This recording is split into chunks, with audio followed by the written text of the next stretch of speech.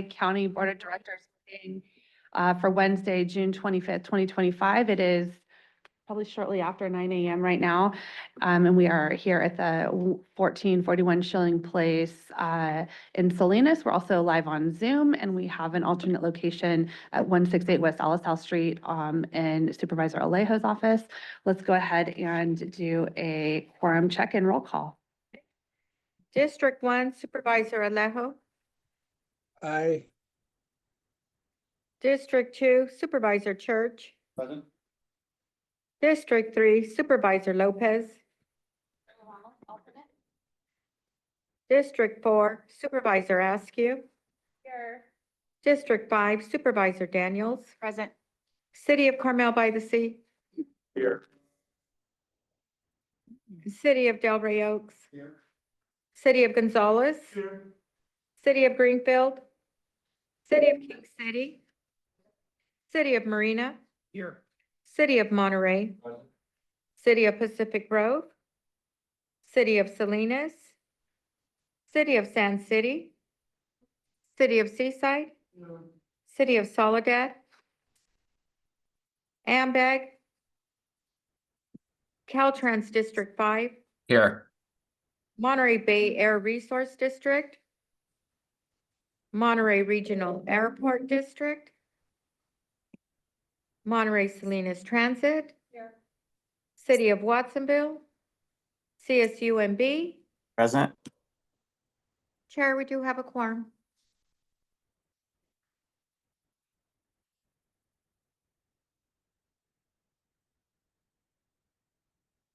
All right, we'll keep trying this. Okay, yeah, this one doesn't work either. Okay, we'll trade that one out. Okay, fantastic. We'll go ahead and do a Pledge of Allegiance. And can we invite, who should we have lead us in the Pledge of Allegiance? We'll have Teresa lead us in the Pledge of Allegiance this morning. Thank you.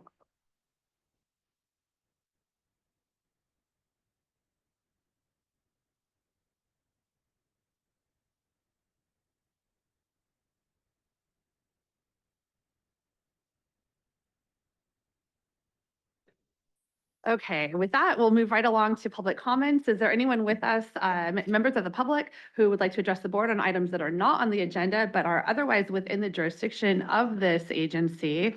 We'll allow 2 minutes for public comments. If there is anyone in chambers, we'll start in chambers here, and then we'll move online. If you are online and would like to make public comments, I'll ask that you raise your hand now so that we make sure we call on everybody and don't miss anyone. So please do raise your hand now so that we can call on you, but we'll start with in chambers here. Is there anyone for public comment in the room? Not seeing anyone. We'll move online. I see 2 hands raised. So please do raise your hand now if you would like to participate in public comment so that I can make sure we have you on our list. We'll start with Dwight Stump. Thank you for joining us today. Can you hear me okay? I can, thank you. Good morning. What was the board's decision and intent, and how is that being communicated to the public regarding AI adaptive signals on Highway 68? Was it to install them at all 9 intersections and objectively evaluate their actual performance to determine if they are a better option than roundabouts and their computer simulated performance and thus potentially replace them? Or was it to install AI on a temporary interim basis and then build the roundabouts regardless of AI's performance? The recent TAMC annual report describes the latter, which is not what I thought the board had decided. Anyone in the public that reads the annual report, including myself, colleagues, neighbors, and even a local magazine editor and reporters from both the Monterey Weekly and the Pinecone, interprets it that way. So is that what the board decided? Or is the description inaccurate and misleading? I listed the annual report description in a letter that I sent to you on Monday for you to read yourself and have your friends read it to see how they interpret it. If it does not accurately reflect the board's intent, I ask you to take measures to correct it so the public is accurately informed, since it is their money that is paying for it. Words and their definitions matter. And from my background in marketing, I know how critical it is to accurate, complete, and avoid anything that can be misleading, including tying wildlife crossings to the roundabouts. There is plenty of space to accurately describe the board's true intent on the TAMC Highway 68 website which currently does not even mention the AI adaptive project. This AI technology was not even considered when you voted for roundabouts over intersection widening many months ago. But now you are testing it as a potential alternative to roundabouts, and the public needs to know that instead of being misled. Thank you, and I trust you'll take action on this. Thank you for your comments, Dwight. We'll go next. We only have one other hand raised, and we'll go to phone number ending in 185.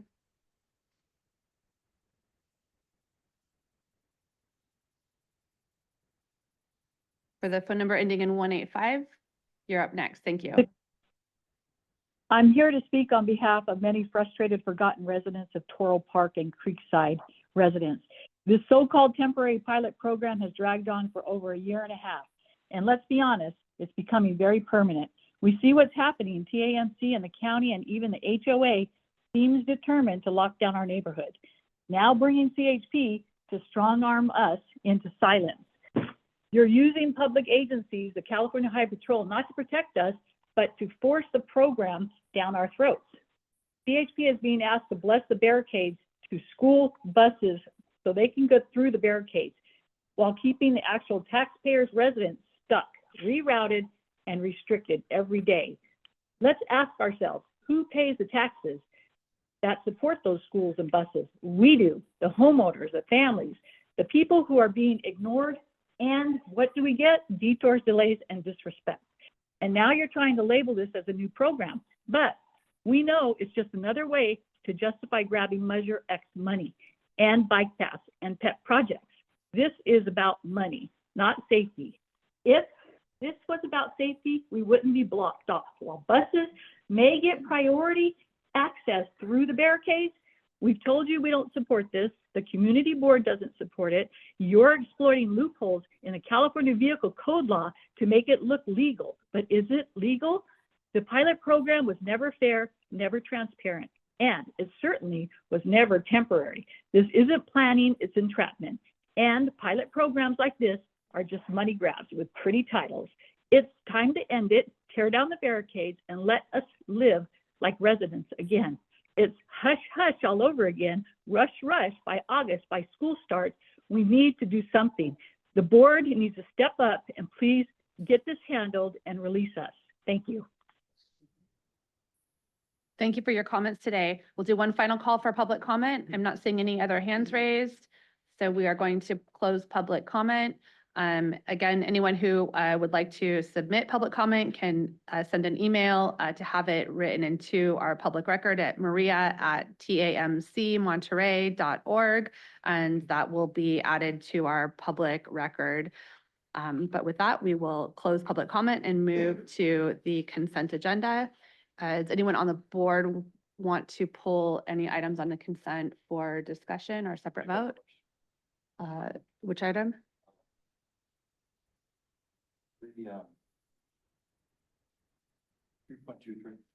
3.23. Is that for just your comment? Or comment or question? Okay. Any others to pull for comment question? Okay, let's take your comment then.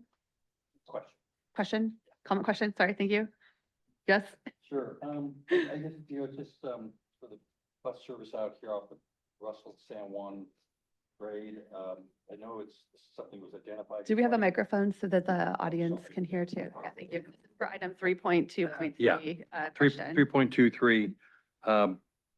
Yeah, it's on the, regarding the transit, service on Russell and San Juan Grade Road. I know this is going back to, it was identified in 2014. I'm just curious, it states in here that there would have to require major infrastructure improvements to place a bus stop. And I'm just trying to get clarification on what major infrastructure improvements are required for a bus stop.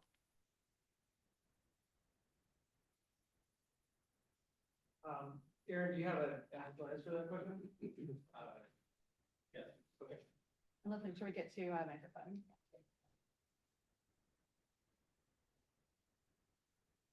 Good morning, members. Aaron Hernandez, Transportation Planner. For that question, when we reviewed the list with MST for that specific need, they explained that in order for them to put a bus stop there, the city of Salinas, I believe, since that kind of sits right around like the area of city of Salinas and the county. They would, currently there's no like infrastructure there in place that would allow them to put a bus stop.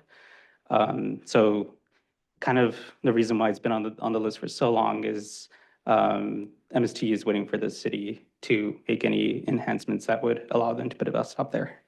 So it's on the city side because it's right smack in the middle, the road there. So you're looking at the city side for one, is what you're saying. Yes. Have you looked at the county side as a possibility, or would that just not fit in? I believe that wouldn't fit with the routing of that line. Okay, thanks. All right, let's take it out to public comment. For any public comment on our consent agenda today, we'll take anyone in chambers first, but if you have public comment on the consent agenda, please do raise your hand so that we can call on you online. I'm seeing no one in the room, and I'm seeing no hands raised online. So we will close public comment for the consent agenda, bring it back to the board for a motion. Okay, we have a motion from Smith, a second from Oglesby for the consent calendar, and we'll take a roll call vote. District 1, alternate Gomez. Aye. District 2, Supervisor Church. Aye. District 3, alternate Ramos. District 4, Supervisor Askew. Aye. District 5, Supervisor Daniels. Aye.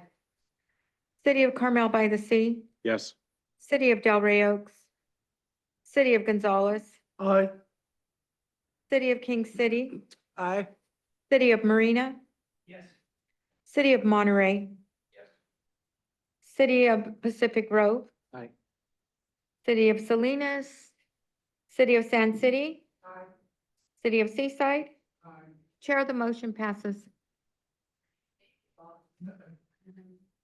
We'll go next. We have one item on our agenda this morning to receive a legislative update on state and federal and gas tax replacement mechanisms. So we are going to pass it to Christina, I think, for introduction. Hey, sneaky. So we'll pass it to Christina to introduce the item. Thank you so much. Christina Watson, Director of Planning, and start over again. Can you hear me now? Good morning, everybody. Christina Watson, Director of Planning, and we have a two-part, kind of three-part presentation this morning. Gus Curry is here in person to talk about the potential replacement mechanisms for the state gas tax, which is our primary source of funding for transportation, and then go over a new bill position recommendation, and then Ariadne will present an update on federal legislative activities. So I will hand it off to Gus Curry. Thank you very much. Good morning, Chair and Directors. Gus Corey, State Legislative Advocate for TAMC. It's a pleasure to be here. It's been a while. It's nice coming into this space as well. So as you would expect this time of year, there's a lot going on in Sacramento. I'll just give you a brief overview of what's going on right now. We have one bill for your consideration to adopt a position on, and then I'll go through this PowerPoint slide to talk about the gas tax successor source. And so the legislature on June 13th had actually approved Senate Bill 101, which is the fiscal year 25-26 state budget. They're still working through budget trailer bills.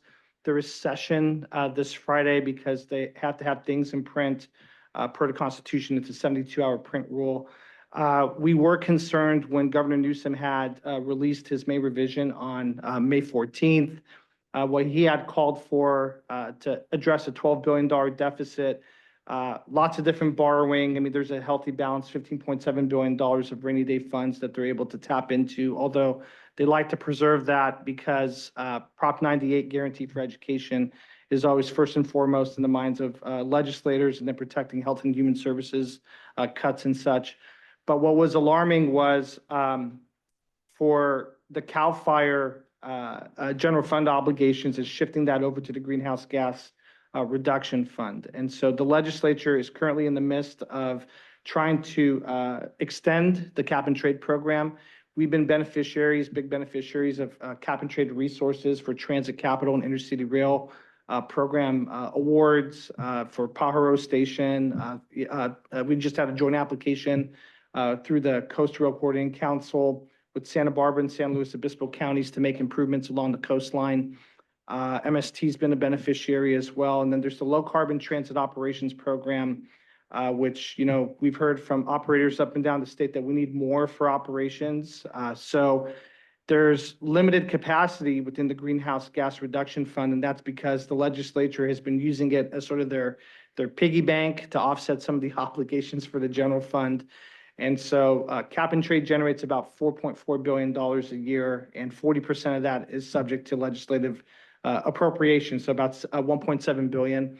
And there was just really limited capacity. And so the governor said, well, going forward, I want you guys to pay for the CAL FIRE obligations. And it's a tough spot because we saw what happened in Los Angeles, and it's been happening all over. I mean, we're no strangers to climate events here in the county. So the legislature, actually Speaker Rivas and Senate President Pro Tem McGuire said, well, we can't do $1.5 billion ongoing. We'll do $500 million for the next 2 fiscal years, maintain the existing capacity because they want to leave room for negotiation to either augment the transit programs and then contend with high-speed rail, which is really the 800-pound gorilla in the conversation. And so unfortunately, for better or worse, the reason why we even have a cap and trade program is because when Governor Brown was in charge, he wanted a state funding source for the high-speed rail project. And it was originally contemplated to be a $30 billion project, $10 billion come from the state through the Prop 1A bond, 1/3, $10 billion coming from the feds, and then 1/3 coming from the private sector. And clearly the private sector funding hasn't materialized, and then now there's a clawback on the federal money. Excuse me. So what the governor is asking for is $1 billion as a line item going forward. And excuse me, they currently get 25% of all proceeds now. And the concern is that the cap and trade auctions are somewhat volatile. So this last auction, which was just posted from the May auction, was about $260 million less than the previous quarter. And so that puts a cost pressure on maintaining the existing commitments to the continuously appropriate programs. And so they have a lot to sort out, but ideally they're trying to get this Merced to Bakersfield segment completed because otherwise you're going to have relics all through the valley. The new CEO of High Speed Rail wants to still build upon that, but what we've been pushing for is to go down the Central Coast and have a track access agreement. Hopefully there's a negotiation with Union Pacific to be had, and you could do that in advance of the Olympics and have a true state rail system. And so those conversations are ongoing. Very much appreciate the chair and others participating in our Central Coast Coalition lobby day back in March to plant the seed. We expect there to be a resolution on the cap and trade conversation in August. So they're going to go on recess here July 18th. They're back on August 18th. They'll work until September 12th. And the cap and trade extension is a top priority for all involved. So we'll definitely keep you apprised of that. Pardon me. We're working with other coalitions, as you would expect, the League of Cities, CSAC, the Transit Association, among others, to ask for more funding for public transportation and just maintain the integrity of the program for other projects and programs that you care about, wildfire, water, and such, with you wearing other hats. So then we'll see what happens with the budget trailer bills. I don't expect anything. We're just waiting for the governor to sign the package and hopefully not blue pencil anything out so that, you know, he doesn't eliminate any of the funding that we're expecting. One other item. So under Senate Bill 125, TAMC was a beneficiary of a $5.1 billion pot of funding. Our county share was about 52.4 million. We received half of that money. We're waiting on the other half to come through. And that's why we need this budget resolution, because it impacts MST, which was a big beneficiary of that program as well. So, you know, we're waiting with bated breath for the governor to actually agree. And typically the way that it works is it's now a big three conversation, the speaker, the pro tem, and the governor. Usually when 2 out of the 3 agree, you have a deal, and we have that. So we're hoping that that holds true. So we'll definitely keep you posted there. I'll stop there and see if folks have any questions on that update before I talk about the bill, and then I jump into this. kind of a general question as far as, state tax monies coming to our county and cities for, street repairs and everything. Is that all locked in with SB1 and other past agreements? Yes, so that's a great question. So the blessing is that the legislature actually did us a favor back in 2010 when they said, we're going to make you solely dependent upon special sources. So the gas tax and then vehicle registration fees. So we're fairly insulated. The times that we run into trouble is when we get a general fund augmentation. So like the Senate Bill 125 funds, those were general fund dollars, which is why the legislature has a hard time trying to keep everyone else whole. And transportation tends to not be as high of a priority as education, health and human services, public safety, et cetera. Okay, thank you. You're welcome. I guess just one question for the board. I know you just briefly mentioned the coastal rail line and Olympics and had some conversations and talk of where conversations have happened. Have we had a chance to bring that broader conversation to the board, and is everyone up to speed on where that is? And do we need to have do we need to bring that back to this board for an update at this point? Does everyone know what you're talking about? Is that a thumbs up or I've been more information? If you want to have him explain a little bit further, I'm okay with that. Or we could have it come back at a later time, but I just was checking in. Would we like more information on that? I'd like to know how we make it happen and Okay. what we can do. Okay. Just wanted to make sure where we were at with this particular. Good question, We're, Supervisor. we're saying we're not going to take the time now, but we're going to plan another meeting or another opportunity to hear him talk. Well, so this is for our gas tax. We wanted to make sure we had enough time to talk about gas tax today, so that's what's agendized. But since you brought it up, and it has been a topic of conversation in a number of different spaces, I was just wanting to check in with everyone here to say, is that something that you all are up to speed on? Would you like more information? Should we plan to have that come back to this board? Or does everyone feel like you are up to speed on that topic? But it sounds like, yes, let's bring that back here. Okay, thank you. We'll continue. Thank you, Chair. Yeah, and maybe just really quick context on that. And so, as you may know, Caltrain basically terminates in Gilroy. We're trying to get a cap corridor extension. And then Losan terminates in San Luis Obispo. So for now, at least, there's about a 153-mile gap of passenger rail service along the coast. And so there's already tracks that are laid. And so unlike high-speed rail where they have to build tracks from scratch, it might make more sense. And it's more of an immediate connection to where 2/3 of the state's population resides in the LA basin, right, and south. And so that could help with ridership, with just building out a system, revenue generation, et cetera. So happy to come back or agendize it per Director Muck and staff's direction to do a deeper dive on that. Okay, great. And I think, My question is actually more, just one background question for the guy. Curious on, I know there's a lot of. Let's try this.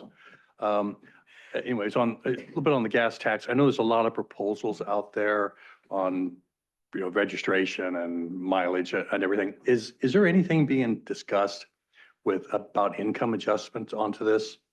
In terms of what I'm looking at is, the burden's going to shift pretty dramatically. I think I read it inside the report that it's going to be 87% cheaper for those in urban areas.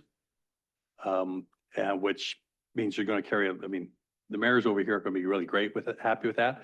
But a lot of people out in the corporate area are going to pick up a huge chunk of that. And a lot of people that are commuting. I'm just wondering if I haven't seen this in any proposal coming out from the state, is whether there's, for those people, for working people who are going to be really maybe carrying a heavier burden of this, it seems like a good opportunity to bring some equity into here.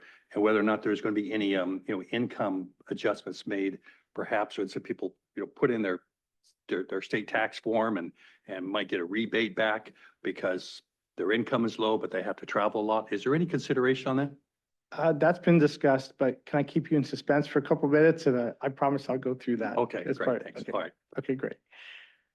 So Chair, there's just one action item, and it's one piece of legislation, AB 382, that we're asking the board to consider a support position on. This one simply just reduces the speed limit in school zones from 25 miles an hour to 20 miles an hour, consistent with our Vision Zero objectives. It's in our state legislative platform. It's consistent. So the bill's currently in the second house, meaning it's in the Senate. It's awaiting a hearing there. So asking for you to take action on that if you please, and then I can go through the gas tax proposal if you like. make that motion. Second. Okay, so we have a motion from Labar, a second from Smith. This is for action on the 380, which number was it? 382. 382 to do a letter of support. All voting members are in the room. All voting members are now in the room. We do need to take that motion out to public comment, so I will open it for public comment. There's nobody in the room for public comment. Is there anyone online for public comment? This is a motion to support AB 382 to reduce the speed limit in school zones. I'm not seeing any hands raised, so we will take a, all in favor? Say aye. Aye. Any opposed? Hearing none, motion approved. We'll take our position of support. Thank you so much for bringing that forward. And we can proceed with our presentation on gas tax. Thank you. So much. All right, 2 down, 1 more to go. So state gas tax, it's been a topic of much consideration. I think Supervisor Alejo can even appreciate this when he was an assembly member, going back to when we were doing Senate Bill 1. So lots to consider here. Just to kind of give you a broad overview. I didn't want to get too much into the weeds. I'm happy to do it. It's a lot of math, to kind of make this work before you guys can even consider the political implications of things. And so, but this is sort of a general thing of what you pay at the pump. So the state gas tax, it gets adjusted per Senate Bill 1 on an annual basis. And so it's pegged to inflation. So 59.6 cents, it generates about $7 billion annually. Federal tax, the Highway Trust Fund is insolvent. They haven't adjusted that in forever. That's 18.4 cents. And that's just a flat tax there. Local sales taxes, so that's Measure X, that's any other add-ons that local jurisdictions have. As you know, that differs per locality. And then the cap and trade program, which it's a little misleading. So there's currently 27 cents that's assessed at the pump. That's not new revenue generation. That's a pass-through that we all pay because of people that, the utilities and others that purchase the credits. And this had a little bit of controversy. You might recall last fall where the Air Resources Board was trying to raise that up to as much as 65 cents at the pump. And Governor Newsom had quashed that because we had a special session in order to put more to require the refineries basically to keep a higher reserve to eliminate the price spikes. And so that would have undermined what he was trying to accomplish through the special session. But it's bound to come back, especially if we extend the cap and trade program. But this, in a nutshell, is what we currently pay at the pump, notwithstanding, gas prices that are set by the industry. So here's a history of the gas tax, just to show you. It goes all the way back to 1923. We started off at 2 cents. Fast forward to 1983, it went up to 9 cents. The Transportation Development Act, I put a placeholder in there because that has not been adjusted since 1971. All transit operators, I'm sure, would appreciate some accommodation there as we're trying to, conform to all these new regulations that the Air Resources Board and others are doing to address climate change and mobility and such. But the sin, if you will, of what's happened since 1994 is why we're in a predicament right now. And that's because when voters approved Proposition 116, it doubled the gas tax. So we went up to 18 cents. The problem is we never indexed it for inflation. So go back to 1994, or actually, well, I think a more relevant thing, we're in 2025. Go back to 2002 and imagine what you were making in salary back then, and then never getting a raise and trying to live off of that wage. And so that's essentially what we did to transportation is we starved transportation for 23 years before Senate Bill 1 was enacted, and then we increased the gas tax. So we lost that much time, not just in purchasing power, but there was, the shelf increased of the backlog. And then project costs increased. The LEO, among others, have estimated that construction costs just since the COVID-19 pandemic had gone up 31%. So it's this yawning deficit that's been very difficult in order to address. And so that's why we're in the predicament that we're currently in right now. So problems with the gas tax, it's a regressive collection method. We all know that, that for folks that have to drive further, they have to fill up, more often. There's still a lot of people that drive fuel inefficient vehicles, although that's been improving just as technologies have improved. So cars are more fuel efficient, especially since the pandemic. There's more teleworking opportunities. People have even moved out of the area and can work remotely. There has been an increase in zero emission vehicle purchases, but it's not as much as you think, and I'll come back to that. Decrease, so the ramifications of this is a decrease for local streets and roads, highways, so LSR, local streets and roads. The SHOP is the State Highway Operations and Protection Program. That's what they use to basically repave the state highway system and address safety concerns. The State Transportation Improvement Program is our share of the gas tax, and so I think in the 2024 cycle, we had about $35 million, and we were leveraging about $6 million of Measure X dollars. So you can see that it's a huge return on investment, to have, the state funding there when we have a sales tax measure.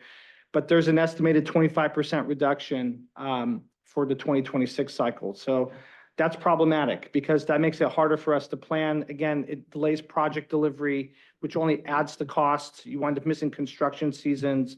The labor costs have gone up, as I've mentioned. So what's next? Well, there's been a road user charge task force that's been established. It was enacted in 2014. They got going in 2015. And I've got the former executive director for the Transportation Commission, Mitch Weiss, who's on my team now. And he sat for almost 10 years on this road user task force. And I think he might be joining online as well. But so they were looking at, well, how do we implement a road user charge? So literally, if you're driving to a Safeway, and you drive 0.5 of a mile, there's some kind of a tracker, it's a true user charge in order to provide. And the perspective was that's equitable. Whoever's using the system should be paying for the system. And we'll come back to some of those arguments. So they need, the current pilot is 2.5 cents, which they're concluding, but 2.8 cents is needed. So the current gas tax generates 7.8 billion, and that's the equivalent of a 2.36 cent charge. 2.5 gets you about $8.3 billion in revenue. And then if you go to 2.8 cents, it's $9.3 billion that would be generated in order to keep up with inflation. Part of the need for the 2.8 cents is the assumption that it takes a while for, even if there's consensus, for a bill to move through the legislature, for something to get enacted and for something to get implemented. And it's a newer charge, and so there's concerns with how do you implement this thing. So the Transportation Commission also came out with a needs assessment recently. And quite honestly, it is more of a wish list. I don't know how much of a need it is than a want, list, but they identified about $757 billion of needs over 10 years. And this is a tough thing for me to even talk to a legislator about, because then it's just a sense of defeat. Well, we can't crack that nut. I mean, if you're only generating, let's say, even $10 billion, I mean, there's no way that it's going to take you 75 years to address that want list, if you will. But nevertheless, there's about a $216 billion funding gap. And because in the aggregate of federal, state, and local dollars, there's about $540 billion that's generated there. So the recommendations in that needs assessment pertain to kind of what's next was these 4 things. One is you do nothing, which is clearly not a solution, but they said, well, I guess you could just have the gas tax run its course, and we'll continue to hemorrhage funding, and then we just can't complete projects. Secondly is they looked at the vehicle registration fee and wondered if it was fair. Well, and then there's questions about whether or not, hey, didn't Gray Davis get recalled, for the vehicle registration fee? And it's a misnomer. And there's the vehicle license fee, which is a percentage on the value of your car. It was up to 2%. It was the first act that Governor Schwarzenegger did when he became governor, but there were a lot of things going on in the early 2000s. You might remember the dot-com, bubble, the housing bubble. We had, Enron. We had there were a lot of reasons that kind of went into the recall, of Governor Davis then.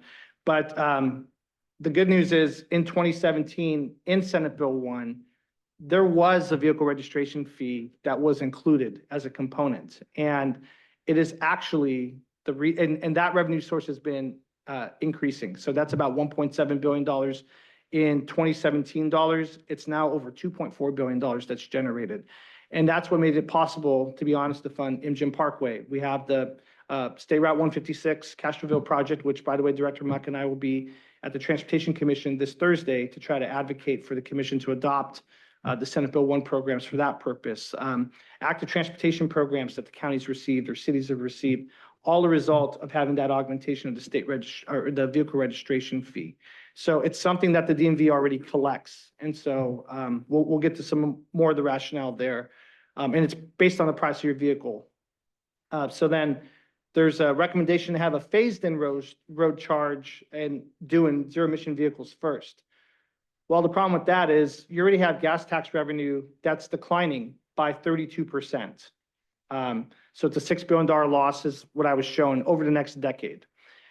In fact, and then when you look at inflation just in general, so US DOT reported that for revenue under the Infrastructure Investment and Jobs Act, that 40% of that money is gone just due to inflation and construction costs, like the buying power of that, what they adopted. That's nationwide. Here it's 32%. There's not that many zero-emission vehicles in the state, believe it or not. There's 32 million registered cars in the state. You know how many are zero-emission vehicles? 1 million. So it's really about 1.1. They pay a separate fee of $118 on top of the current registration fee. And it was $100, but it's indexed for inflation. That happened in 2017. So if you look at car sales just from last year, there were 1.75 million cars sold in California. Assuming that all of them were zero-emission vehicles, it would only take you 18 years in order to get the full collection value. That $118 fee that's currently collected only generates about $127 million annually. So you could even get rid of it or not get rid of it, but if you were to disperse that over 32 million vehicles, it results in every car paying $4, and you could still generate the same amount of money. So it's probably not the most prudent approach. It's just going to take too long again as we're hemorrhaging, and then you're digging a deeper hole that you just can't climb out of. And then the last but not least was just doing a full road charge. So road charge concerns, and this is a mix of concerns expressed by legislators and other interest groups. So it is a true user fee, but disadvantaged communities would pay more. Well, why is that? Well, they live further. I mean, if you're a farm worker, if you're a laborer, if you're going to school, I know me as a youngster, I had to drive from Stockton to Sacramento to go to college. I mean, there wasn't any train service. There wasn't a bus that I could take that would be practical for me to be able to make my classes and such. There are privacy concerns because you're literally being tracked. And that's something that some legislators asked me is, well, how are they going to collect this data? And I said, well, no, like, how is it actually collected? And I said, they're going to put a transponder in your car. And so no matter what you do, it's going to track how many tenths of a mile or miles that you're driving. So a lot of legislators didn't really like that component. It is less equitable because I think, as you were referring, if people live in the urban center and you're lucky to live in a mixed-use development, you could walk or bike to work, then you're lucky. But if you live in Gonzales, or you live somewhere else, then you're probably going to have to pay more, as a result. So it's a variable payment because it really depends upon vehicle miles traveled. And CALSTA, the California State Transportation Agency, so our state transportation agency, along with Caltrans, they know what the vehicle miles traveled are per jurisdiction. They've looked at this for how much is generated in your city, how much is generated in your county, so like on your county roads, and how much is generated on the state highway system in Monterey County. And so Clearly, we don't know if that's all Monterey residents, that use it. We know that a lot of people come here. We're a big draw for tourism, but we have a lot of goods movement as well. And so, but they have an aggregate number. And much like anything else, anytime we do a tax, we're spending money really to take care of state assets anyway. So, so the 2.8 cents per mile, as I mentioned, is about $9.3 billion that would be generated. And this down here, so the vehicle registration fee, that's about the range, of what you would pay with a reg fee. And it varies because if you live in the unincorporated parts of the county, then you're clearly not, picking up the VMT that's generated in the cities. So the solution is to double down on the vehicle registration fee. It's already included, it's already collected, generates $2.5 billion. It's a progressive revenue collection method. And I'll show you on the next slide. It's a pretty staggering graphic in my opinion. There's no privacy concerns because it's literally just what's the Kelly Blue Book value of your vehicle? And that's what the DMV is using in order to assess the value of the vehicle and then what the assessment is. It's a mechanical adjustment that they have to do. It's equitable because cars depreciate, it's tax deductible, at least a portion of the registration fee could be tax deductible. And I need to triple check that, but that I've been told that before. It shows up, I think, on your registration that there's a portion in parentheses that says it's tax deductible. So cars pay less as they depreciate, and I'll show you that component. And I think the eye-popping thing is that by converting over, that 77% of all vehicle owners would pay less, and it's possible to even extend that to 86.7%, which is pretty mind-blowing, and that blew even Mitch away. So here's the vehicle registration fee as adopted in Senate Bill 1. So it's a schedule, it's tiered. So again, unlike the vehicle license fee, which is, hey, your car is $50,000, it's a 2% valuation, you're paying $1,000 or whatever it was. That's what kind of threw people for a loop. This is a tiered thing, and you'll notice here, 87% of all vehicles back in 2018 were worth less than $25,000. Only 1% was over $60,000. So you move that forward to today. So the fees have been indexed. Instead of $25, you're paying $32. Instead of $50, you're paying $65. Instead of $100, you're paying $129 because the VRF is indexed. But that's not the true cost, right? So you're trying to look also at what are people paying with respect to the gas tax. And so, and these are all just estimates, right? I mean, everybody has a different driving pattern. People drive more, they fill up more.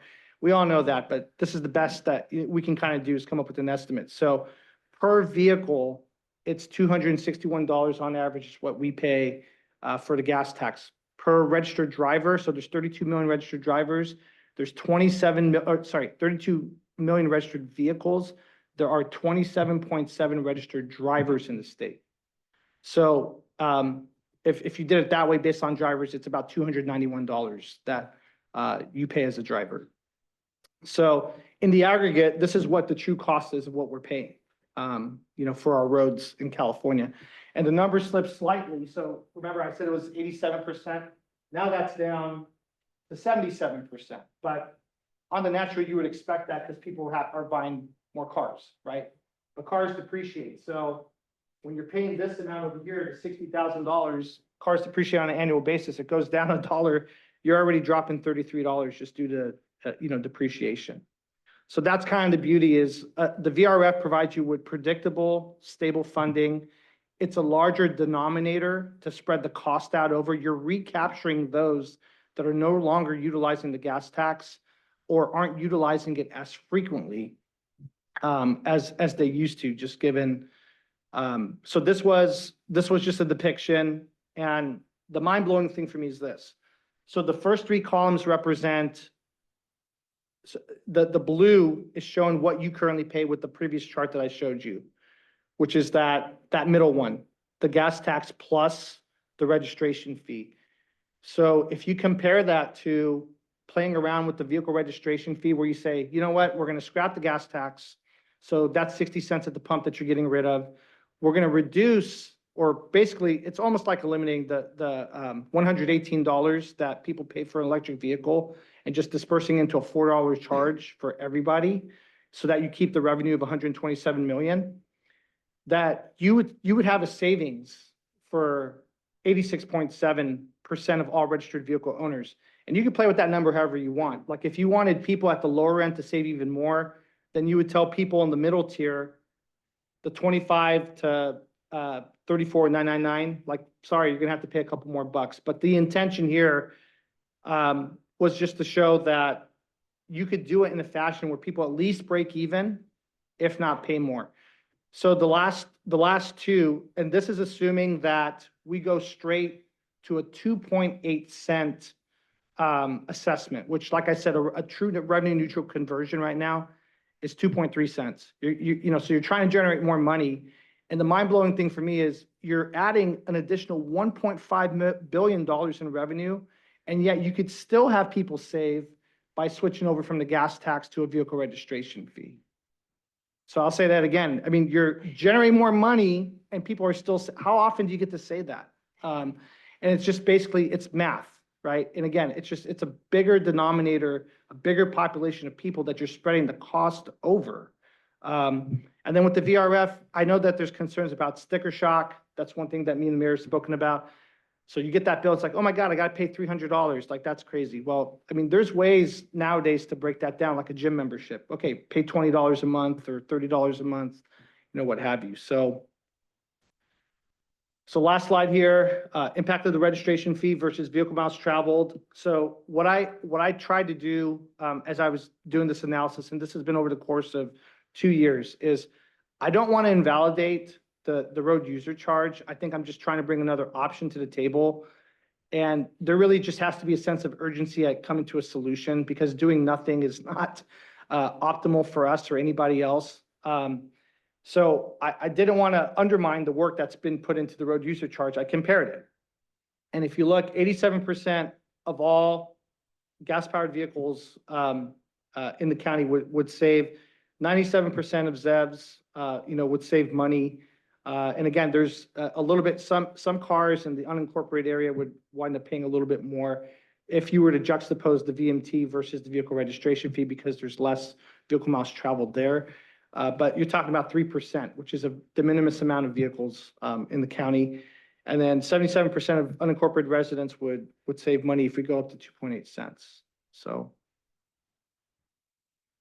that concludes my report. Hopefully that was helpful. Happy to answer any questions. Can you do it again? Fantastic. That was fantastic. And I think very comprehensive. My first question, I know we're recording. Where does this recording get posted, Todd? TAMC has a YouTube site. So it will be on YouTube. Yes. And so anyone who wants to watch again, because it was a lot of information. The PowerPoint is posted on with the agenda. It's also on the TAMC website, as is the staff memo that is pretty comprehensive. I'm just reviewing it now and summarizing for some of our conversations. So for anyone who is interested in reviewing, sharing, the information is available. So we'll start, let's just go around the circle. So we'll start with Mayor Rios. Any comments, questions, and make our way around. Oh, okay. Nope. Any questions? And then we'll just go to the next. All right, thank you, Chair, and thank you, Gus, for the presentation. This is something I will tell you I've spoken about many times. I'm very, very passionate. I really believe TAMC needs to pick a lane and support. In addition to the equity of going to a vehicle registration fee, removing the gas tax portion of that, so it actually lowers the price. A couple other things is, when you're not tying your revenue based on the price of the good that you're getting your revenue from, you disincentivize keeping prices artificially high. So that is a benefit. Secondly, the VMT, which benefits mostly those in the large urban centers, doesn't take into account for where if someone in LA is traveling 20 miles, but they're sitting in traffic for an hour, and yet I travel 40 miles and I do that in 40 minutes, They're creating more emissions, but I'm charged twice the cost. VMT is inherently unfair in that portion. And what I loved what you said, Gus, the ability now with technology to make it just set up an auto pay for my registration. For those that are, as myself, that are in the lower income bracket, the ability to manage my cash flow is much easier. Even now with the current registration fees, that once a year payment is a big lump sum. But to be able to put that into just on a month, I mean, I would be willing to even go up higher than that amount to like $20 a month, which would bring me about $250. That alone, if every vehicle just paid that at equal rate, would be over the $8 billion a year. So I hope that we can have a time where we can consider just like, this is the ideal method for it. The privacy concerns are absolutely legitimate.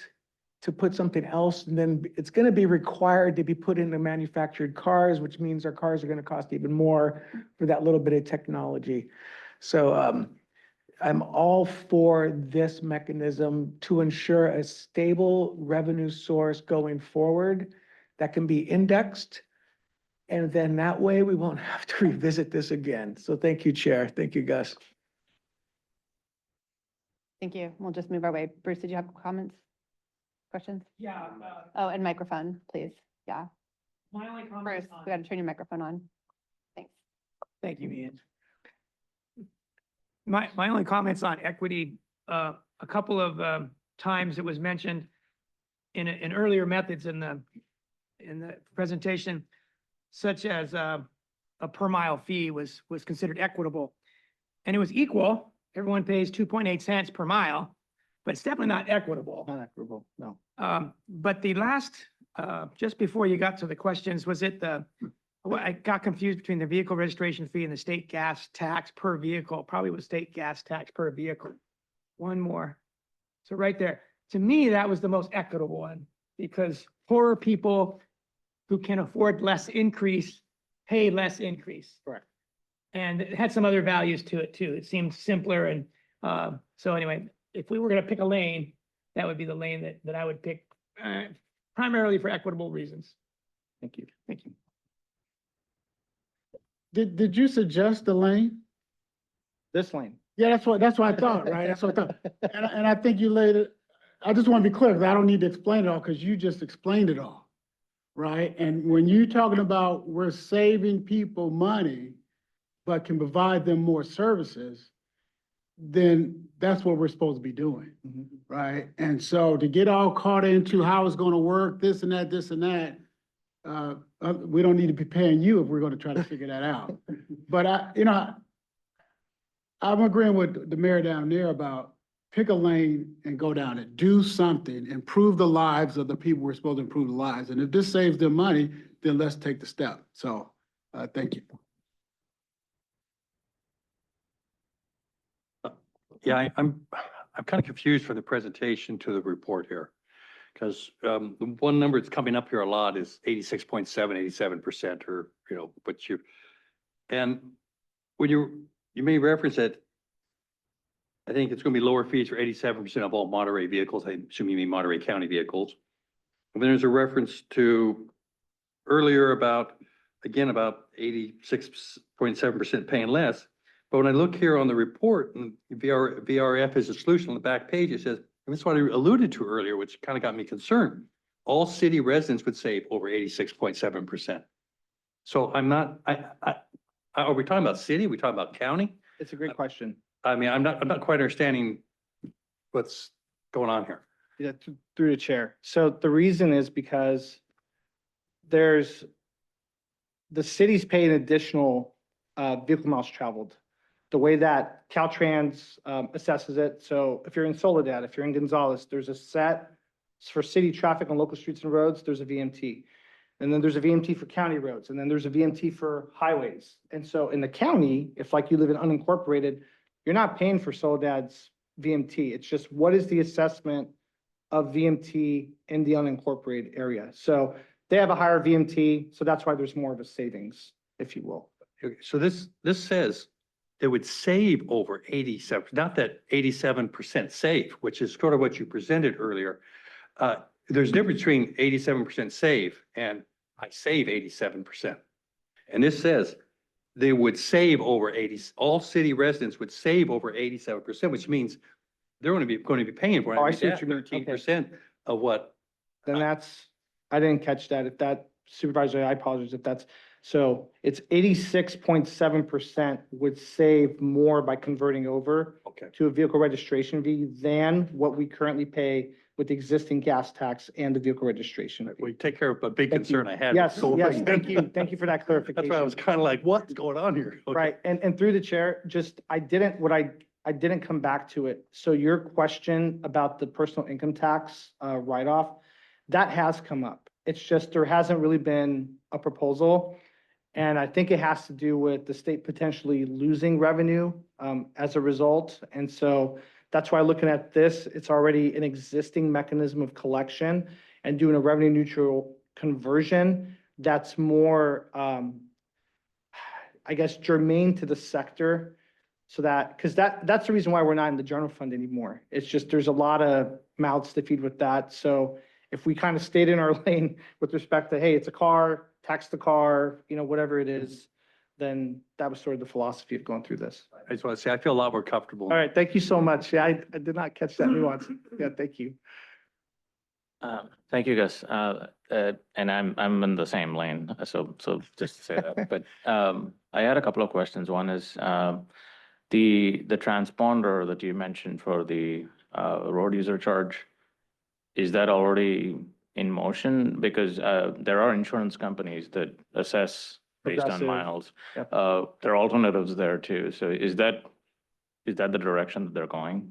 Yes, so the pilot program participants had a transponder, and that would report, because that's the thing is, they have to see how this method of collection is going to work and actually getting a better sense, but it's such a small sample size. When you're talking 5,000 people, you know, compared to 27 million drivers in the state, I mean, it's kind of a, they probably should have done a bigger sample size. Okay. And then secondly, I attended one conference, but that conference gave me a flavor of how this all operates.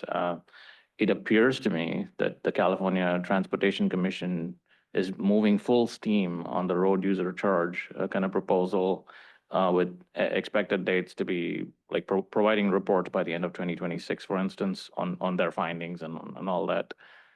At least in that conference, that's the way it appeared to me, that road user charge is the way to go. They didn't even mention any kind of alternatives for that matter. So how are we trying to build an alternative case here with the California Transportation Commission? Yeah, so it's a great question. So Assemblymember Lori Wilson has a placeholder bill. It's AB 1421. And she's going to be, the legislature's conducted one informational hearing. There's going to be a series of those.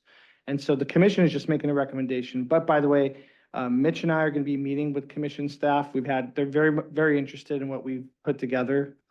We think they've overlooked this as an opportunity, and it's just the way that we've, you know, presented the math and some of the variables, and all of our stuff is based off of state data, you know, too, which no one else has really aggregated in the fashion that we have. And so we're going to have a conversation with the next couple of weeks with commission staff, and then we'll see if we wind up, if they prefer, you know, I could do a presentation before, you know, the Transportation Commission or other bodies, but you know, with your backing and others, you know, ultimately what we would do is we would participate in some of these legislative informational hearings and get legislators more looped in. But we haven't done any of that work because as your advocate, I don't like getting in front of my clients. And so it's making sure that you guys are comfortable with the direction, because to be honest, so here, this is my biggest frustration, to be quite honest, is that the people that are most accountable to the constituency are you. They're probably not going to go to their assembly member. They're going to go to their mayors, their council members, their supervisors. Explain this to me. And so if you guys can't do it, if you can't answer with full confidence, then that's a problem. So I think that's why I'm being very diligent, very deliberate in how I go about this.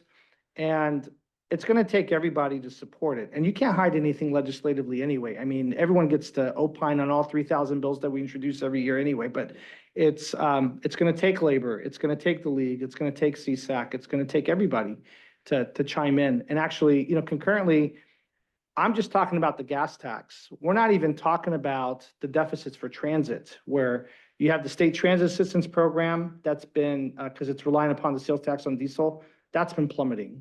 Every year it's been going down. And I did a calc there where the equivalent of having a VRF to fix that issue is about $30 per vehicle. So, but yes, there is a process. They're very early. The commission had to come up with something because they were mandated by statute to come up with a report, but they're still looking at, they haven't landed on a final, they don't have like full conviction that it's just the road user charge. Okay, interested to see how this develops, but thank you, of course. Thank you. So sort of coming late to the conversation, I've only heard of the various recommendations that the CTC was recommending. So if I understand this correctly, this is not one of the recommendations. This is all you did this? Pretty much. And to be honest, it was us that did this in Senate Bill 1. So if you go back to Senate Bill 1, and Supervisor Leahy will remember this, they were talking about it just being a fix-it-first proposition, just increasing the gas tax. That wasn't gaining votes in the legislature. We added the vehicle registration fee component to think more multimodal about things. And so, again, this should be an easier sell. Like, we've already done it. They've jumped in the pool already. It's just a matter of doubling down here and fully converting over. Well, I'm super impressed and excited. I think you used the word mind-blowing a couple times, and it's pretty mind-blowing and solves all the concerns with moving into the full road, the fully implemented road charge. One thing that I would add, and this was part of what Mayor LaBarre said, is that, with California sort of being the butt of many jokes throughout the country, it would be so cool to bring our gas prices down, right? And for a result being that our gas prices come down and more even with other parts of the country, while still coming up with a mechanism to raise that funding would be another selling point, I would think. So I'm all in and excited to hear how we as TAMC get behind something like this. Thank you.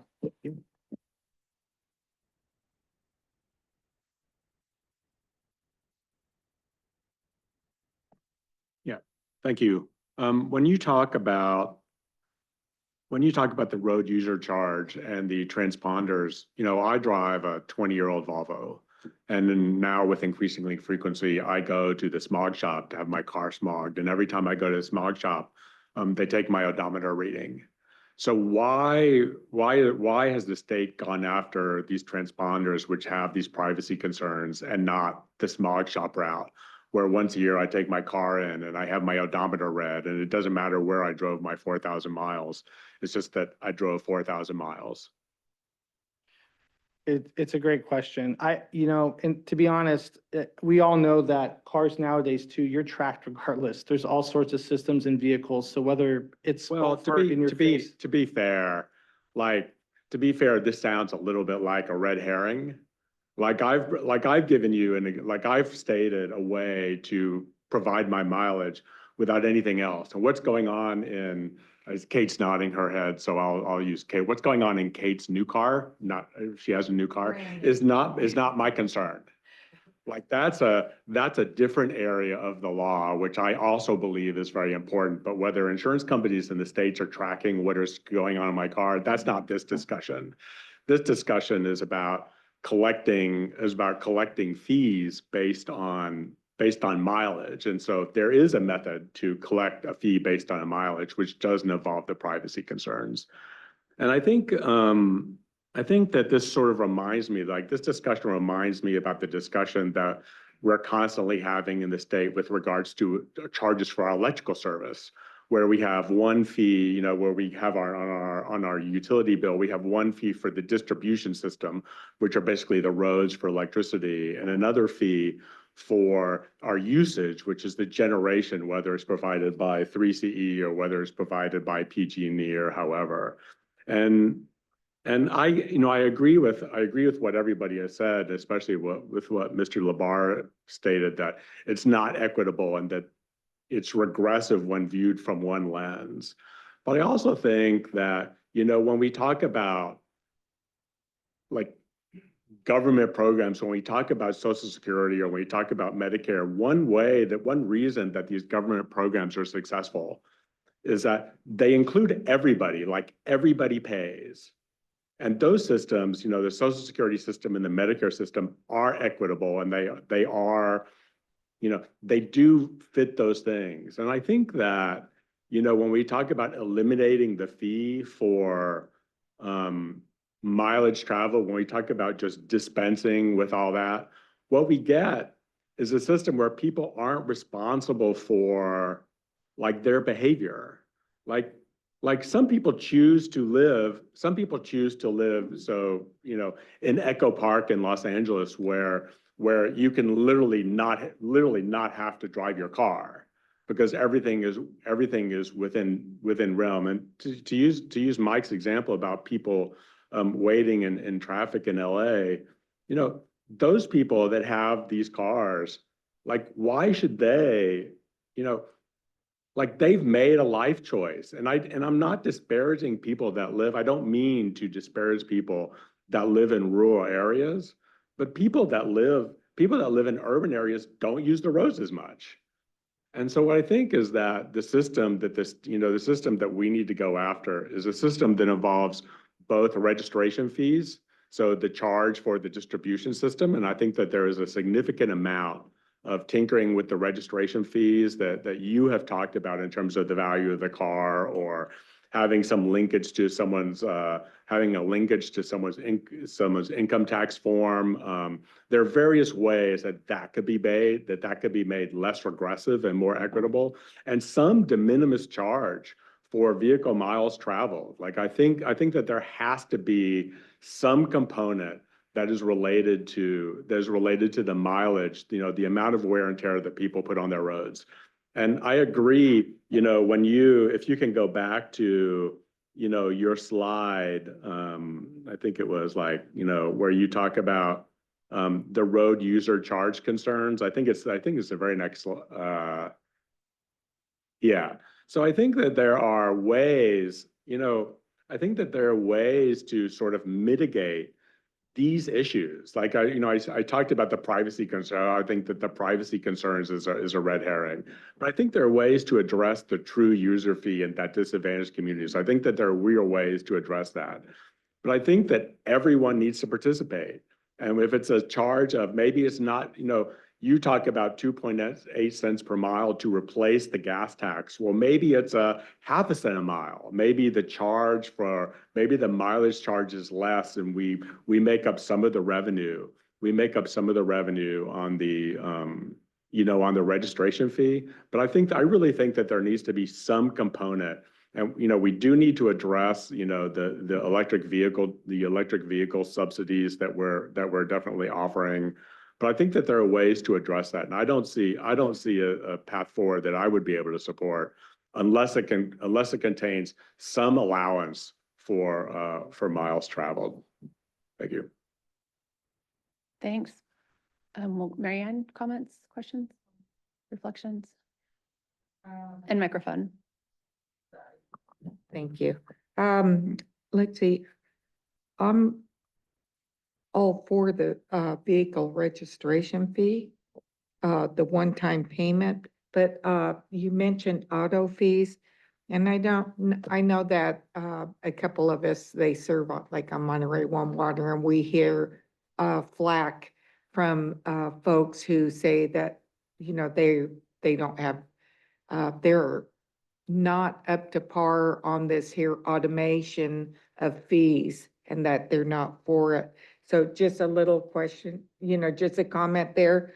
And then also, to get rid of the gas tax, would we still have any type of gas tax? Because we're talking about California registrations here, and we have we're a tourist community, and trucking here, where, we have produce, a lot of trucking in and out of the the county. So for, if you're not gonna charge gas tax, how about the people coming from out of state? So they just utilize our roads and not, no fees going uh, towards the upkeep of our roads and highways.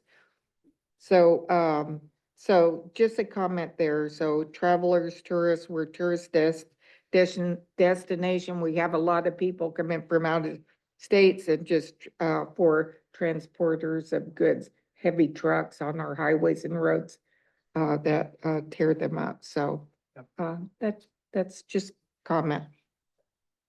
Chair, so that's a fantastic question. And actually, I was remiss in addressing that in the presentation.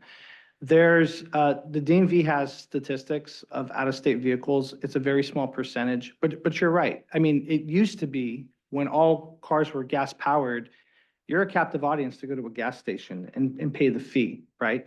So that is actually an actual pro if you do a road user charge. But then if you're out of state, the state wouldn't necessarily know if you're driving over from Nevada or Utah, if you have a transponder or not either. So there's no perfect way to capture it. I will tell you, for commercial trucks and such, they have to pay a weight fee. So they have to be registered. That's a totally separate fee. That's about $1.3 billion that's generated just for truck weight fees. We used to get the benefit of that. We no longer do. But yes, that is something that's come up repeatedly in the road user task force. And then, Chair, can I just mention, just because given your comments, which were well received, just to give you context, again, just comparing a road user charge, and I know you're maybe suggesting a hybrid of some sort where there's a road user charge and then maybe there's some accommodation on a road user fee. But in my comparison, just Carmel by the Sea, if you do a 2.5 cent conversion, right? So no gas tax, that electric vehicle fee is not $118, it's $4, per vehicle. So it's just one-stop shopping basically with a vehicle registration fee.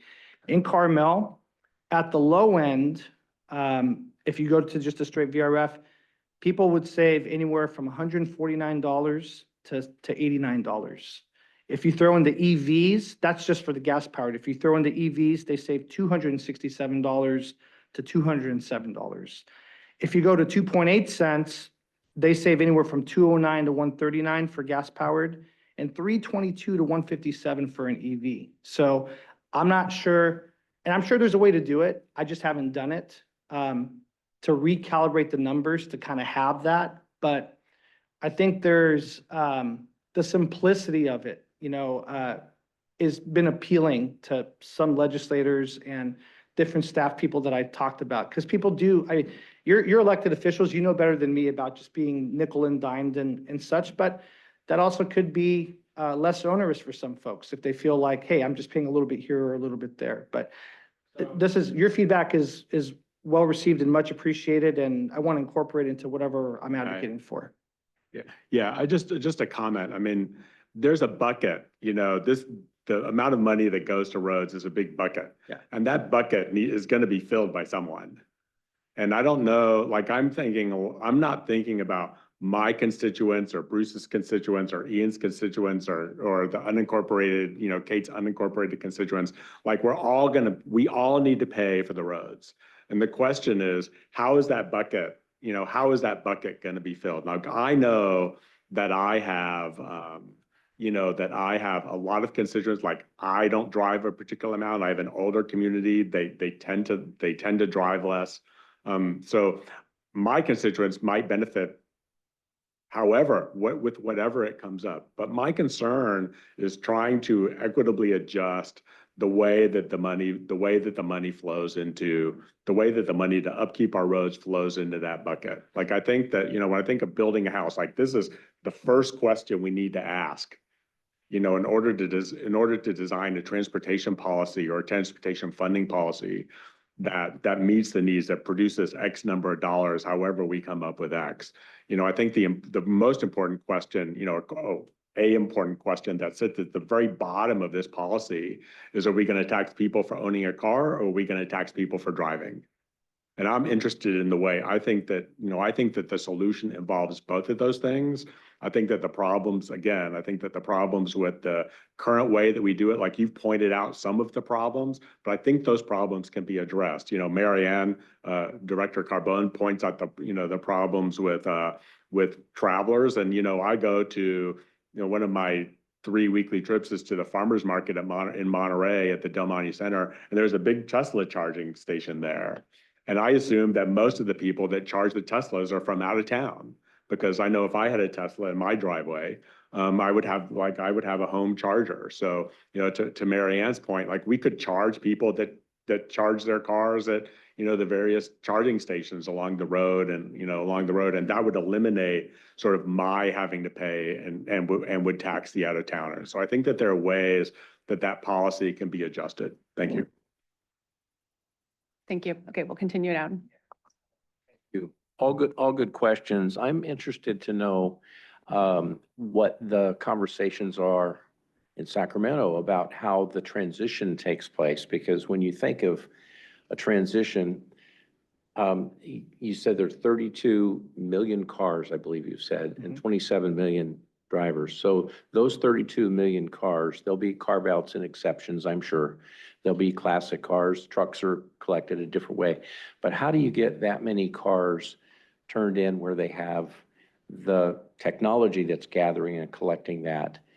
And I see this as a long transition. If we go down this lane, it's going to take a very long time to be able to gather the data. Now, I have one car that's 17 years old, does not have the technology, and I have another car that's 6 years old, and I do report on the insurance, the mileage each year, and I do smog both vehicles every 2 years. But I think Director Barron mentioned that there probably are easier ways to collect the data rather than forcing 27 million drivers to take their vehicles into a station and have it retrofitted. So I don't see how that transition takes place. And I don't know that there's a willingness for legislators to force their residents to take their car into a station where you have to have it modified model by model. So I think that's a huge dilemma. The other thing is I've got a trust issue with the state of California and government. Because if I look at the stats right now, we're paying roughly 67% in taxes, taking away the federal, taking away the local tax. Is that about right? 67%? I've heard about that ballpark. So if I'm really trying to save the money, I'm moving to Alaska because they charge 14 cents on their gas tax. However, they have far less roads to take care of. I get it. California's got a lot more roads to take care of, a lot more cars, a lot more population, all of that. This subcommittee's been working for 11 years. 11 years. And what have we gotten? Where I fear is that they would remove this gas tax. We would move to vehicles traveled. And in about 5 years, they'd see that we're still short. And then they would go back and they would inch up and say, well, if we added 10 cents on every gallon, then we could really be effective. I don't trust the legislators to figure this out. If they could figure it out where it's truly fair and it's vehicle miles traveled, and the registration of a vehicle that is a battery-operated vehicle versus a gas-operated vehicle or diesel was the same. I think that we've been carrying the EV vehicles with not collecting enough to cover the miles. Now, I know that there's only 1 million of them, but they've been getting a discount on the backs of the registration and the gas tax that the gas-operated vehicles. So there are huge hurdles to get through here. So it's just an editorial. If we could truly get to a fair system where vehicles mile traveled were converted and it does not force vehicle owners to have to turn in a car and get it added to. And I share Jeff's concerns about the privacy. Nobody's going to put anything in my car. I'm not going to let them. And I'll pay the taxes if I have to. Now, when I buy a new car manufactured in California, It's probably going to be required.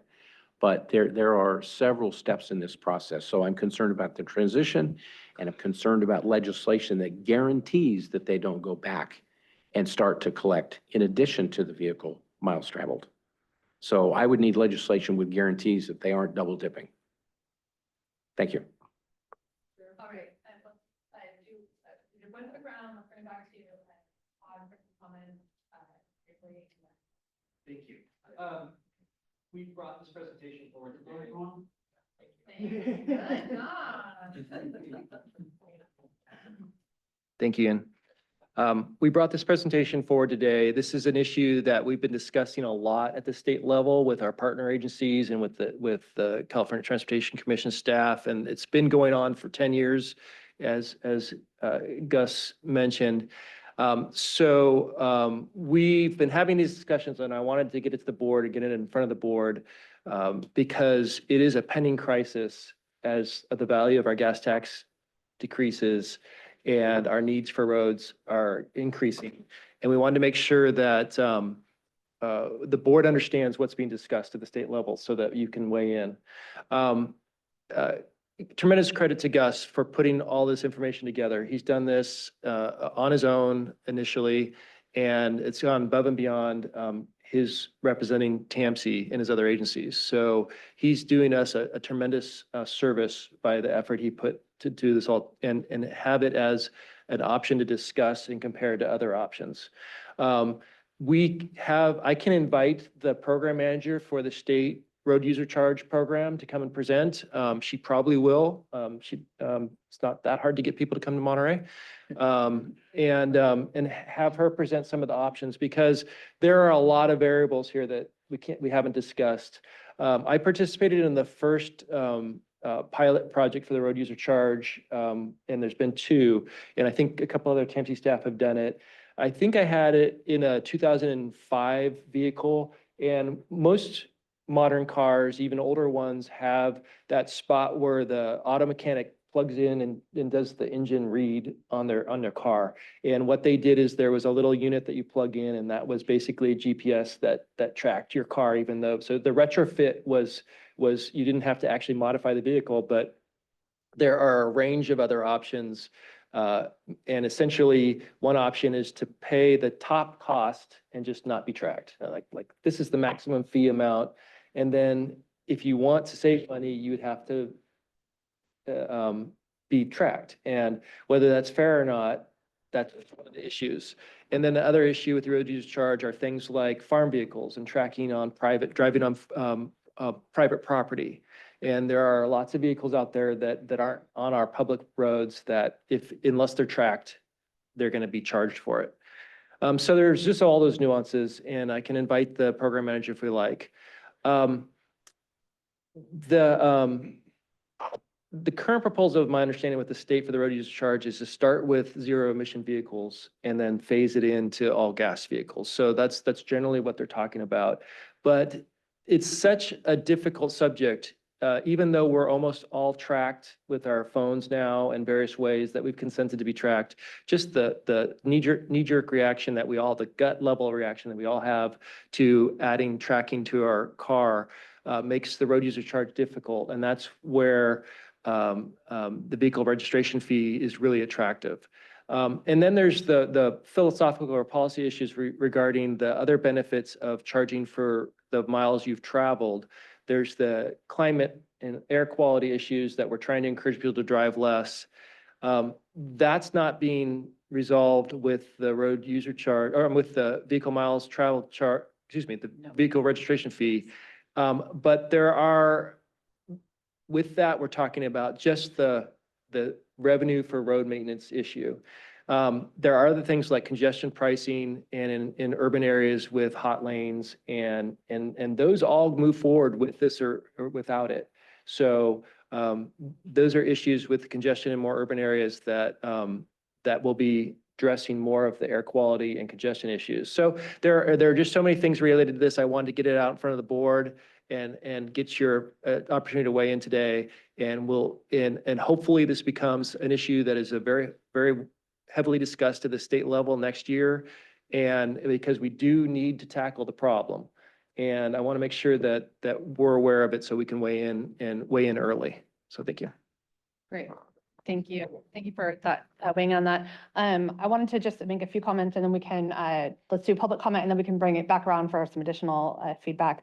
Gus, I just wanted to say thank you for your leadership on this and for representing sort of the unique space in which Monterey County and our residents sit, and recognizing that the needs of our communities and the needs of our jurisdictions weren't necessarily being represented in what was being discussed for solutions.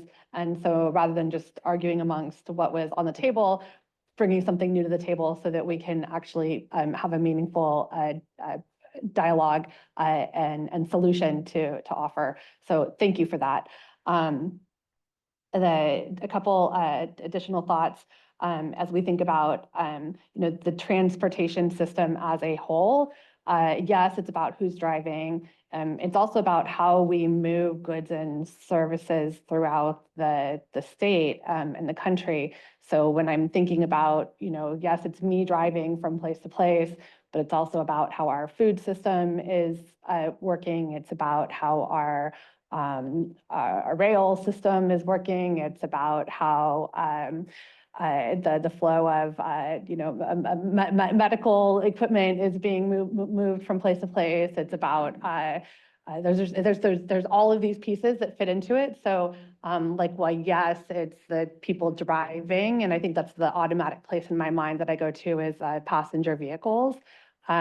We're also talking about our public transit systems. We're talking about all of these other pieces about how we move through the community, our active transit systems, all of those pieces are part of that funding network.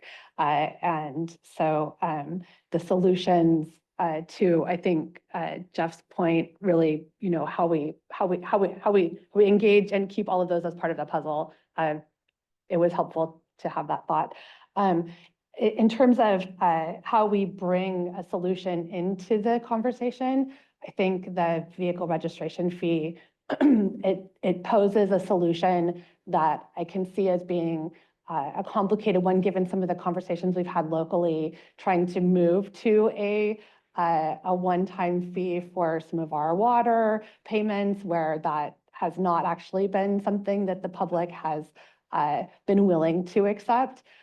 Even with an offer of a monthly payment option. So I think there's probably some additional work that we're going to need to figure out logistically on that point, about how to do that from a public buy-in perspective.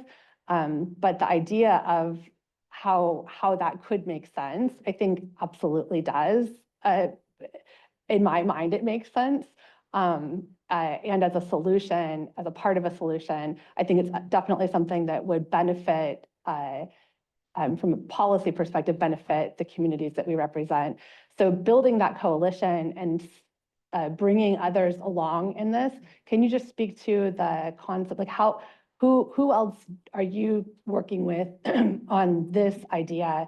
And groups like CSAT, groups like RCRC, I'm thinking are organizations that would also very much benefit from the idea of adding a vehicle registration fee to the set of options that should be considered.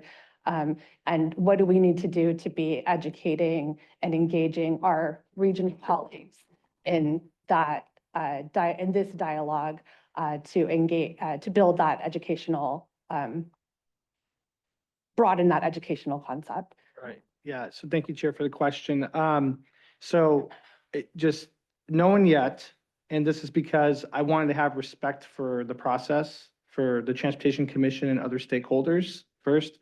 And it's very similar to what happened in 2017 on Senate Bill 1. So the legislature then, they attempted through a full session and a special session to get Senate Bill 1 approved, and there just wasn't an appetite for it. And so then we said, well, how about adding this into the equation? And that's what kind of piqued everyone's interest. And so for whatever reason, like I said, this got lost in the shuffle, even though it's already collected. I mean, if you look at this slide, those were all brand new fees that didn't exist prior to 2017, right? So unlike what we tried in 2017, We're just now talking about a conversion. And I think that's what's sometimes even more challenging is how does that even pencil out? Because it really is about, at the end of the day, what's equitable, but how do you retain, the purchasing power of what you already have going forward? And so, as I mentioned, I mean, as an advocate, for you and others, I don't like getting out in front of my clients,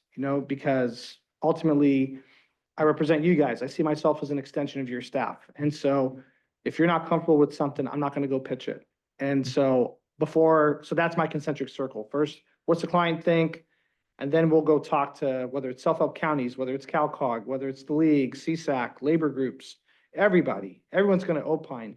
And I will say this, definitely before, even if everyone said, wow, this is like the best idea, you would want to talk to everybody before something even got introduced, because the last thing you want to do is catch people by surprise. So, but that's a long process, as Director Muck mentioned. So we're kind of trying to start now, because the thought was this would be something that the legislature would tackle next year. And we definitely want to take advantage of still having Governor Newsom and not waiting for a new governor.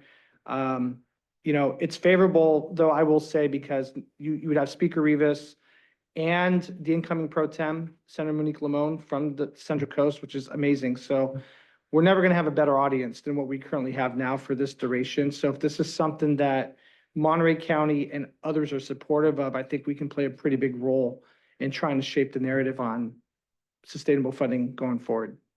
Great, thank you. I'm going to open it up to public comment just so we can make sure we hear from the public, and then we can do one final round of conversation. So if there's anyone from the public who would like to weigh in with your thoughts, we would love to hear them. Please do raise your hand so that we can call on you. I don't see anyone in the room. I'm not seeing any hands raised online. If you're with us online and would like to make public comment, this is our item number 4 on our agenda today. Final call for public comment. Okay, we'll close public comment and bring it back to Mike. Thank you, and I really appreciated everyone's points of view on that. I do want to just highlight why vehicle miles traveled won't work. You had mentioned, you can just do it from the biannual smog checks, whatever that mileage is. But for those that work on farms, this discussion many years ago was brought up, and that's why the transponders were put in place, that you had to track the ability of being on a road and off a road. And so you would put somebody in the position that A, they would have to somehow monitor that, which are going to be low-income workers, or B, you just pay whatever the state assesses you, which means you're paying more than your fair share. And so that is why I've been absolutely against vehicle miles traveled, because it is inherently unfair. The vehicle registration fee is, to me, the most appropriate, and this is where I hope we can get consensus on, because you purchase a vehicle, we all know there's a vehicle registration fee that goes with that. We all know that it's an annual fee. So it's a right place to put that for consistent revenue. Otherwise, if there is a vehicle miles traveled fee implied, those on the lower income brackets, and especially those are farm workers, will be put at a disadvantage against everyone else, because we'll be required to either pay more or get special equipment to track. And then we'll have to make sure we follow whatever the state puts in tracking. So I just that is my position on that. So thank you, Chair. And Great, thank you. We'll do any other final comments? Ian? Yeah, brief. Sorry, I had to step out for a minute, but we've been doing this vehicle miles travel for a while, right? And I don't know if that's working or not. I understand equitability and all that, but we know some people don't want to be tracked, right? So as a county, we could jump on that, but I don't think that's going to win the day in the state, right?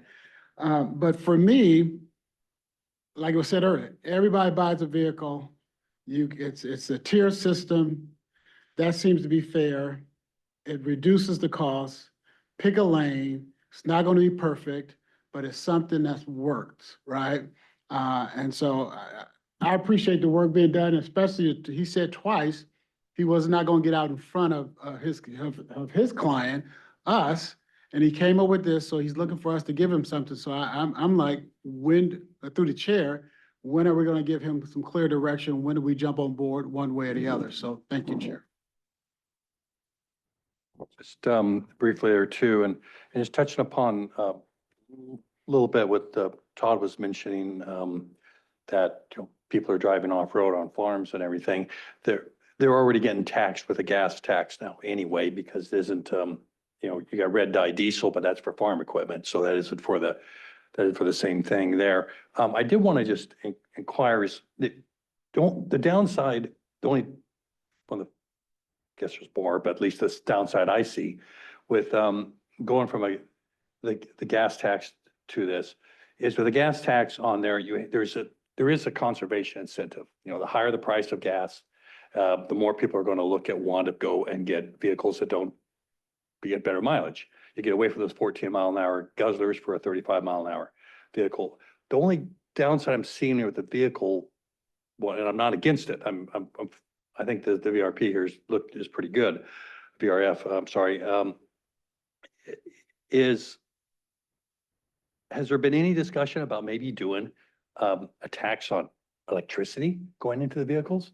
Because that would seem to be a more incentive for conservation potentially. And I just wonder, as a replacement, if that's been thought about.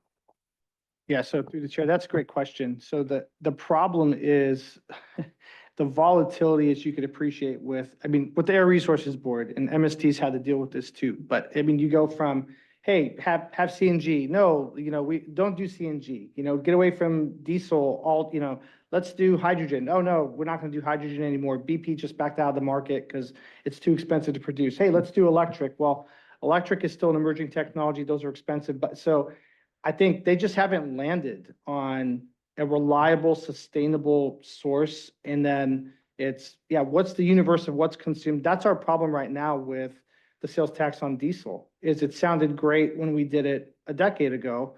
It's not so great now because as we win our dependence, the revenues plummet. So at least with the car, it's like you need a car to use the road. And so again, it's the largest denominator that I could think of to assess and defray the cost of what it is to use the system for everybody.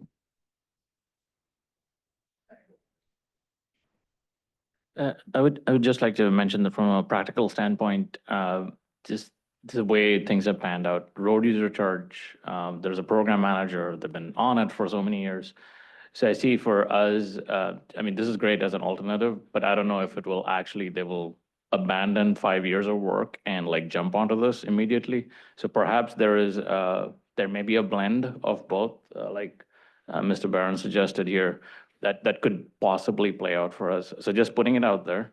And number two, I do like Todd, what you mentioned, that we should probably bring in the program manager. I think that's a great suggestion because we haven't heard from her on what is going on, what are their thoughts around this process, and perhaps that'll open up a bigger dialogue here too. Thank you. Yeah. So just in that regard, so in about 2 weeks, we're going to meet with commission staff and walk them through what we've come up with, because we do want to be on the same page, But as I started off saying, I think the worst thing here is to do inaction is the worst action, right? So if we even land on a road user charge, I'm sort of agnostic, on that. That's your choice. I just want to make sure you guys have money to deliver projects and serve the community. So whatever, there's no pride of ownership on any of this. It's just trying to move the needle on getting to a conclusion, some kind of a solution for something that's been lingering for far too long.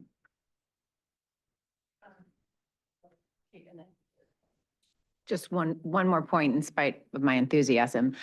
Just hearing Councilmember Barron and Supervisor Church. I'm just curious. So we're trying to solve two different problems, right? We have a funding problem. We need to raise money to address road conditions. But then we also, overall, for climate purposes, need to get people out of their cars.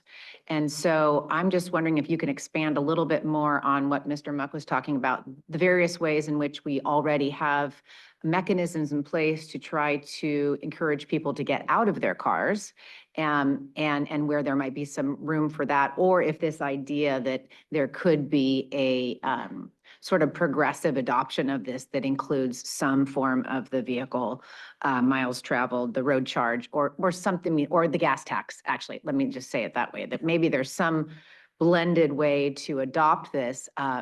And do you see us fully addressing the need that we have additionally to get people out of their cars, or how do you address those real concerns? It's a great question. So, and I think I would defer to this body and your constituents. I mean, just given our demographics, I mean, is a farm worker going to hop on a bus or a train to get to work? Probably not. A laborer? Probably not. They're going to drive their F-250 to get to market. You know, they're going to have to do that kind of a thing. But I will say this, what we haven't touched on today, we're just trying, it's almost like being in the ER where you're trying to triage and stabilize the patient so that we're not hemorrhaging more dollars to even have a conversation about how to make those investments. That's the next threshold issue, is now that we've agreed, whether it's a VMT, whether it's a VRF, whatever it is, then it's how do we prioritize? And the state's been trying to do that by saying you have to invest more into active transportation. We've answered the bell and then some. We've been incredibly successful with the active transportation program.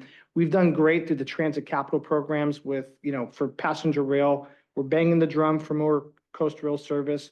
So we're doing everything to accelerate those opportunities so that there's a real value proposition of having a predictable, reliable, frequent, you know, service so people can choose other modes. But it really depends on how conducive that mode is to the lifestyle of the constituent, right? And it varies from district to district. So. And if I could just make one more comment, I think it, and maybe I don't understand the gas tax fully, but in my mind, it's a mechanism for raising money for road repairs. Yes. And climate is a separate issue that we always must be concerned with, but we have to address that in other ways as well. Correct. And that's the cap and trade conversation. Yeah. Thank you, Gus. Thanks for a great presentation. I just wanted to comment before we end this conversation because I thank you for your work and your proposal, but none of them are easy. None of them are popular. Going back to 2002 when I was a young assembly fellow under Gray Davis, the following years when he was recalled on the vehicle license fee and Governor Schwarzenegger as a candidate hit him hard on just that point for the recall, and it was successful. A lot has changed in the last 23 years, but it still doesn't it's not going to make it a popular issue with voters even there. So we should just be cognizant of that, right? And that's what makes these decisions hard for legislators because when they take votes, they poll on these issues, they see how they resonate with voters. And I'd be skeptical if the voters are cheering one over the other. I think they're going to be not liking any of the options. The other thing I would just say, on the vehicle miles traveled, I agree with, and if my colleague Supervisor Lopez was here, he's at a rural counties event in Northern California, he says the same thing that Mayor LaBarre says all the time, and it's an issue that we should all be concerned about because it's the lowest income people that many times travel the furthest. Just within Monterey County, as we all know, from the Salinas Valley, they're commuting to the peninsula and then they're coming back home in the evening. Just within our county, it's the poorest people commuting because where they live, it's cheaper than to live closest to where they work. But it's similar when you look at other parts of the state. Look at Los Baños and the people commuting to the Silicon Valley. Look at why we approved an ACE train from Merced to the Bay Area, and that was under Senator Canella's and SB1. But it's to address the realities of where poor people have to travel the furthest. And if you tax it on the miles they traveled, they're the ones hit hardest. And I agree with my colleagues who say that at every single opportunity. The other wrinkle here was California passes policies that exacerbate the situation. So in 2035, we're supposed to phase out the sale of new gas-powered vehicles. Obviously, recently, Congressman Kiley and the president signed legislation to not allow states to do that. That's going to be battled out in the federal courts. We'll see who prevails at the end of that. But that makes the situation even worse 10 years from now. So I just wanted to put those in perspectives that no easy decisions, but what you're trying to propose is what is better out of the menu of options. And so I appreciate that. So definitely some such tough decisions, and certainly with the new governor transitioning in next year will be a pivotal one, because then the new governor is always shies away from these tougher issues early in his or her administration. Thank you, Gus. Thank you. All right, any other final comments for the, Thank you, Chair. Just final comments. Thank you very much for the willingness to take this on, and it is a learning process for all of us, and we'll eventually get to something, because we have to pursue the fix of the problem, which is the looming insufficient dollars to take care of our state's roads. So we know we have to do something. I am an advocate of hearing more, and would love to have the person that's the chair of this longstanding committee to get that. If we can be a part of the solution as Monterey County through you in Sacramento to influence something that works for us, because we have a unique county, and I'm hypersensitive to the fact that we do have a very large county where we've got ag and hospitality, where we've got to figure out where they're going to go for it if it does not penalize them. So anything we can do to craft some proposals in the future, look forward to doing that. But thanks again for the hard work. And I know you spent a lot of time in front of calculators, and that's no easy task, but thank you very much. Pleasure. Thank you. all right, thank you.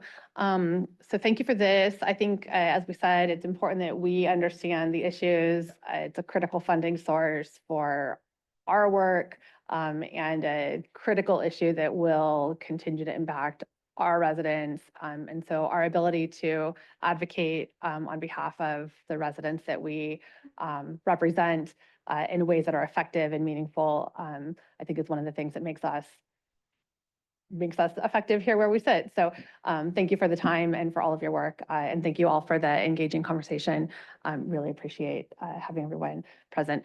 For follow-up, Todd, do you want to just make a comment on what our next steps on this topic might be?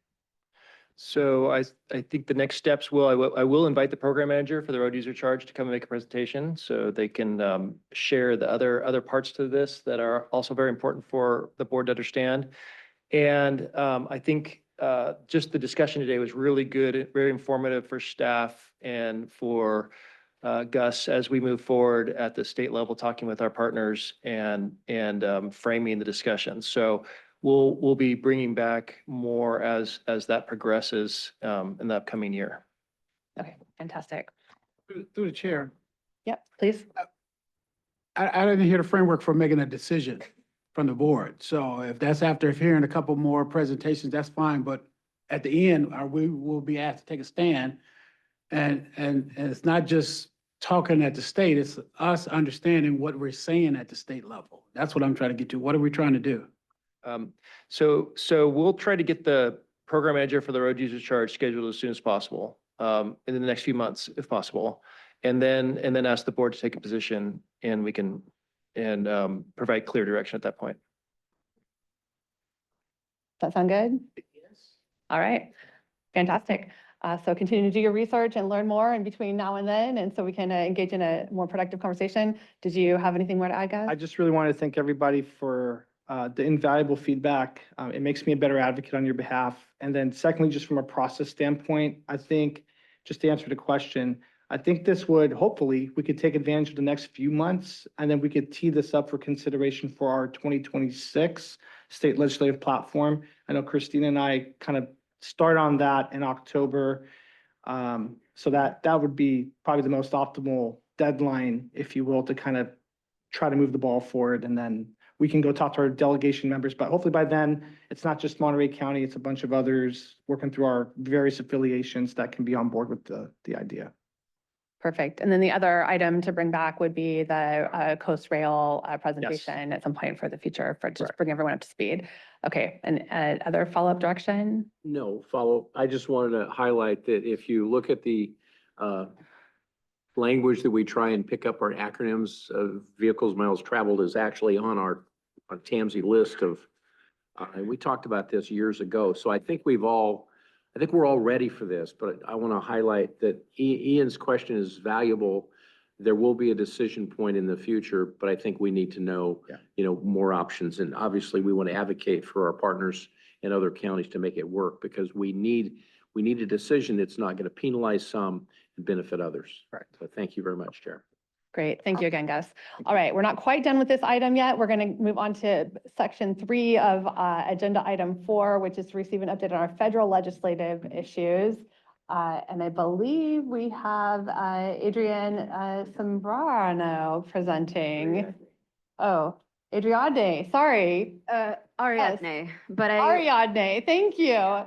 I go All my by, letters mixed up there. Fantastic. Thank you so much for the, again, comprehensive summary, and we'll pass the floor to you. yeah, thank you so much and good morning, board. Ariadne Sembrano here, transportation planner. So I will be providing to you, in your agenda packet, you'll have 3 legislative updates, but there's a new legislative update, a federal legislative update, so it'll be 4 leg updates. But just to kind of quickly summarize and not take up too much of your time. So for the first ledge update, we have the U.S. Department's Follow the Law letter, which was issued on April 24th, 2025. The letter specifies from Secretary Sean Duffy of U.S. Department of Transportation, issued a directive warning that all funding recipients for programs promoting diversity, equity, and inclusion are now considered in violation of new federal law. This letter that was issued, in addition to that, in violation with federal law, federal funding could be reviewed, especially if not in compliance with immigration, with new immigration law and federal law enforcement there. They clearly state that funding could be risked not only for competitive and cooperative grants, but also for formula-based funding. So major projects that are associated with addressing issues in regards to DEI-related objectives could be at risk.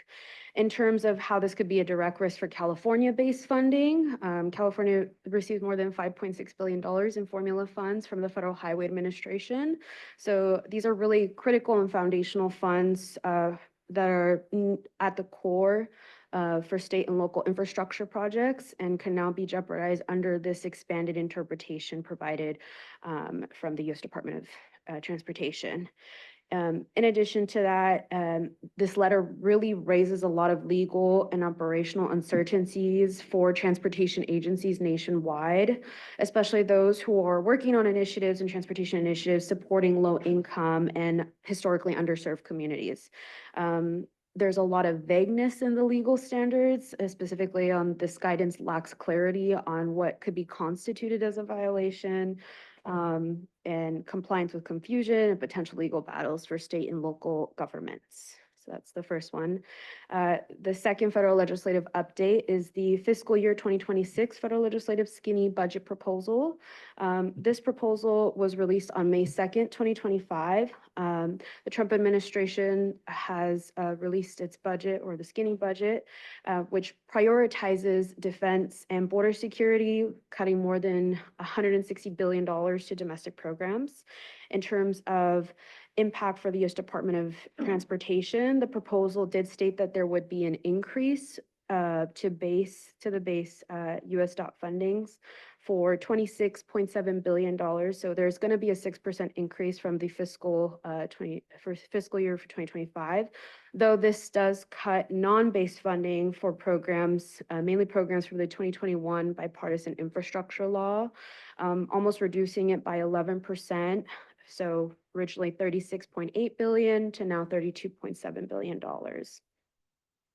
The funding really focuses on cutting programs that are central to climate equity and active transportation programs. They've really made it noteworthy that this is going to be significantly reduced. So the major shift of federal policies calls for more of an increased investment to aviation infrastructure and base level programs.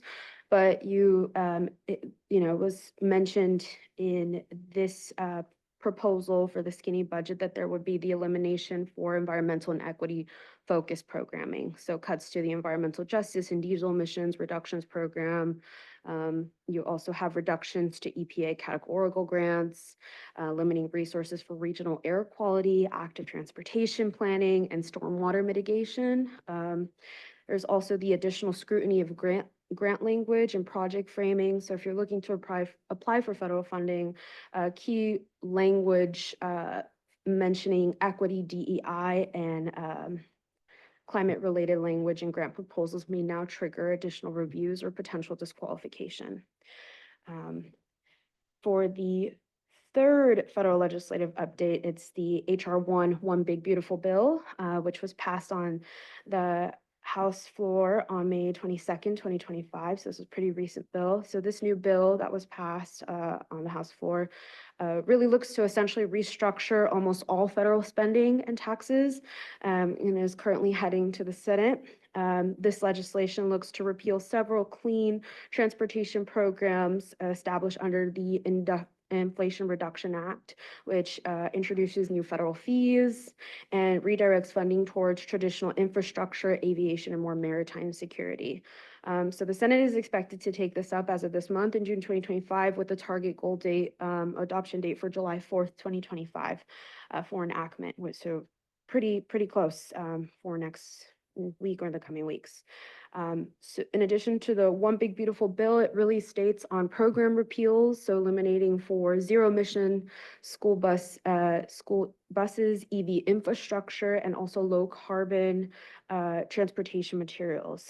With the addition to new fees, you're looking at a $250 annual federal EV fee and $100 for hybrids, which is indexed to inflation. So really clearly making the statement for their directional shift. So signaling to us, jurisdictions and various agencies across the country, moving away from decarbonization and equity and really more favoring for traditional infrastructure and revenue generation. And the last one, which is not in the, is not attached, but a newly updated news article that popped up because there's always something happening in DC as of right now. So this one is a federal judge recently blocked the immigration enforcement condition on transportation grants, which was issued on June 19th, 2025. So a U.S. District Court had issued a preliminary injunction against the Trump directive, which sought to condition federal transportation funding on state cooperation with Immigration and Customs Enforcement, or ICE. The policy was originally introduced by U.S. Department Transportation Secretary Son Duffy, which would have required states to assist in federal immigration enforcement in order to access grants for roads, bridges, and public transit. The preliminary injunction essentially granted by Judge McConnell ruled that states could face really large-scale irreparable harm without immediate relief if this were to be implemented, citing the really critical nature for infrastructure funding. In terms of a legal overreach that was identified, the court determined that there is a no lawful basis to tie immigration enforcement to transportation funding, so really calling the requirement an unconstitutional overreach. And most of all, this would protect billions of dollars in funding in terms that the decision did halt the implementation of the policy nationwide. So we're safeguarding billions of federal transportation funds for states like California that will refuse to comply with the immigration mandate proposed by federal government.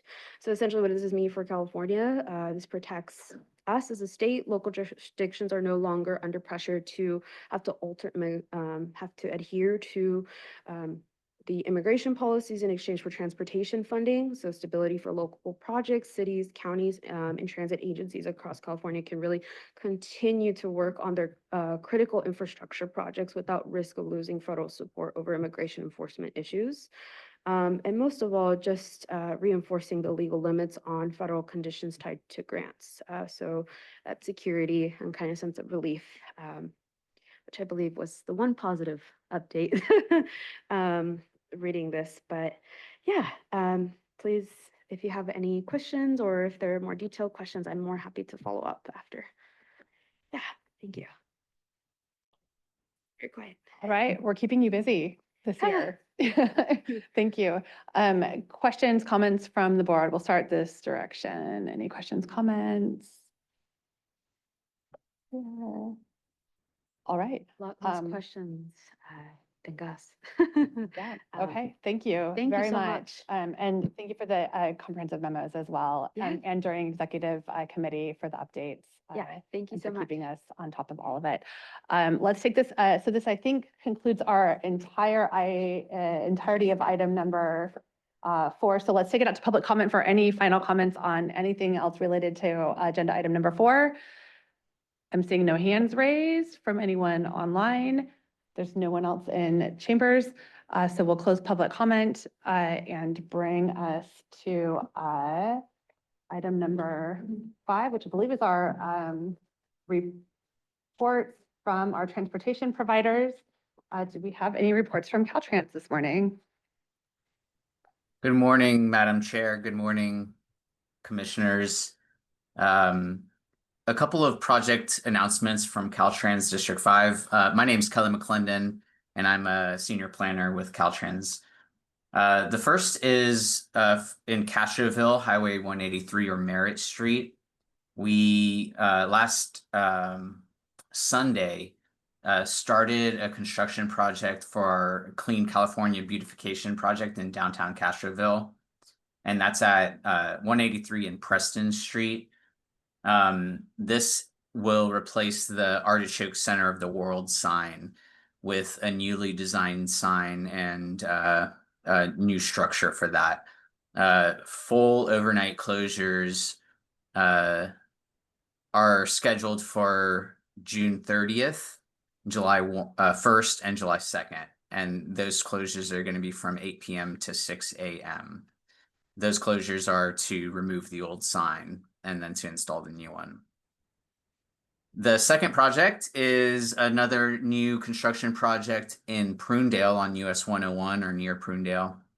This started also last Sunday, and this project is to improve the drainage, to replace concrete barriers, and to install new guardrails.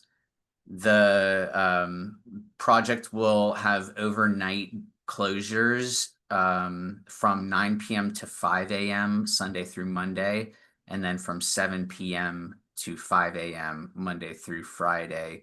The project is going to be scheduled through the end of the calendar year. The area is just north of Crazy Horse Canyon Road to Dunbarton Road. And then the third and final project update that I have is Rocky Creek Highway 1.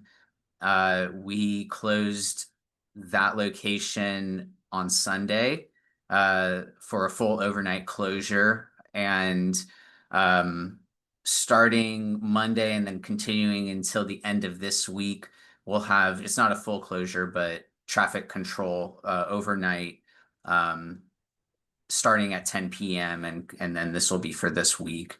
And then as it's daytime traffic control is occurring intermittently.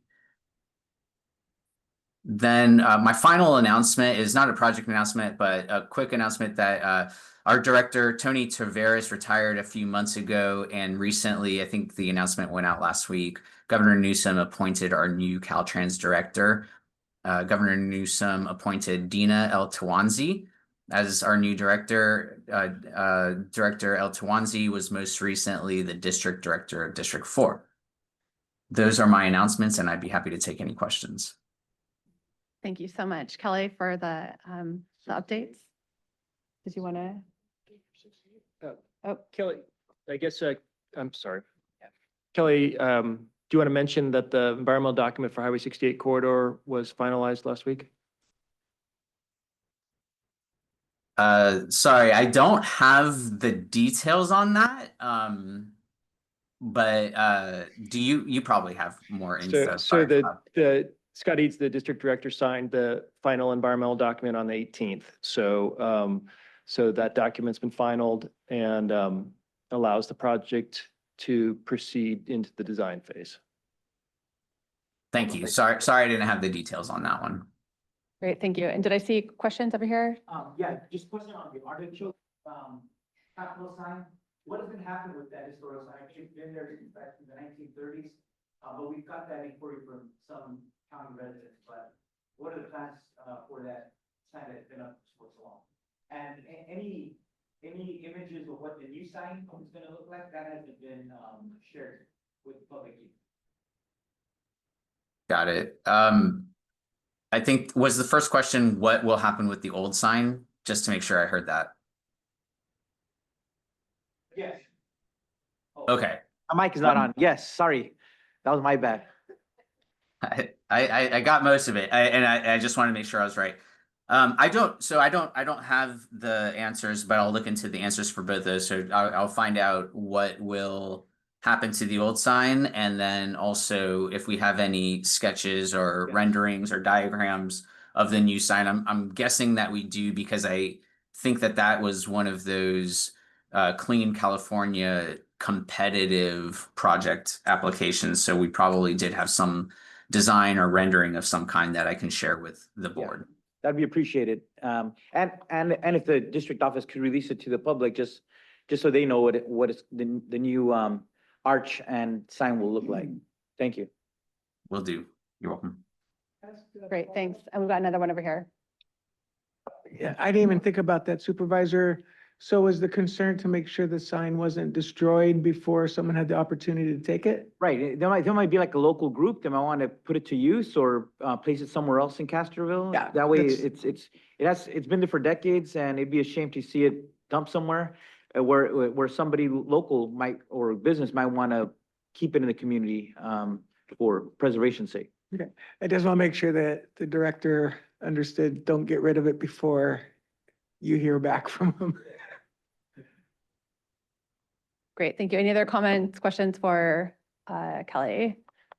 Okay, seeing none, we'll move on to our next update from Monterey Peninsula Airport. Do we have? Didn't see anyone on. Okay, I didn't see anyone, that's right. Okay, moving right along. There was a really nice ribbon cutting for the new terminal though at the airport, so I'm sure some of y'all were there. Congratulations. We'll go next to Monterey Salinas Transit. Thank you, Chair and members of the board. Lisa Reinheimer, I'm the Deputy CEO for MST, and I have a few announcements that I wanted to make. I'll save the best two for last. We have a new contractor that's starting next week for our smaller bus service, starting July 1st, and also for the ADA Rides Paratransit program. So we hope to have minimal interruptions as we transition from one contractor to another.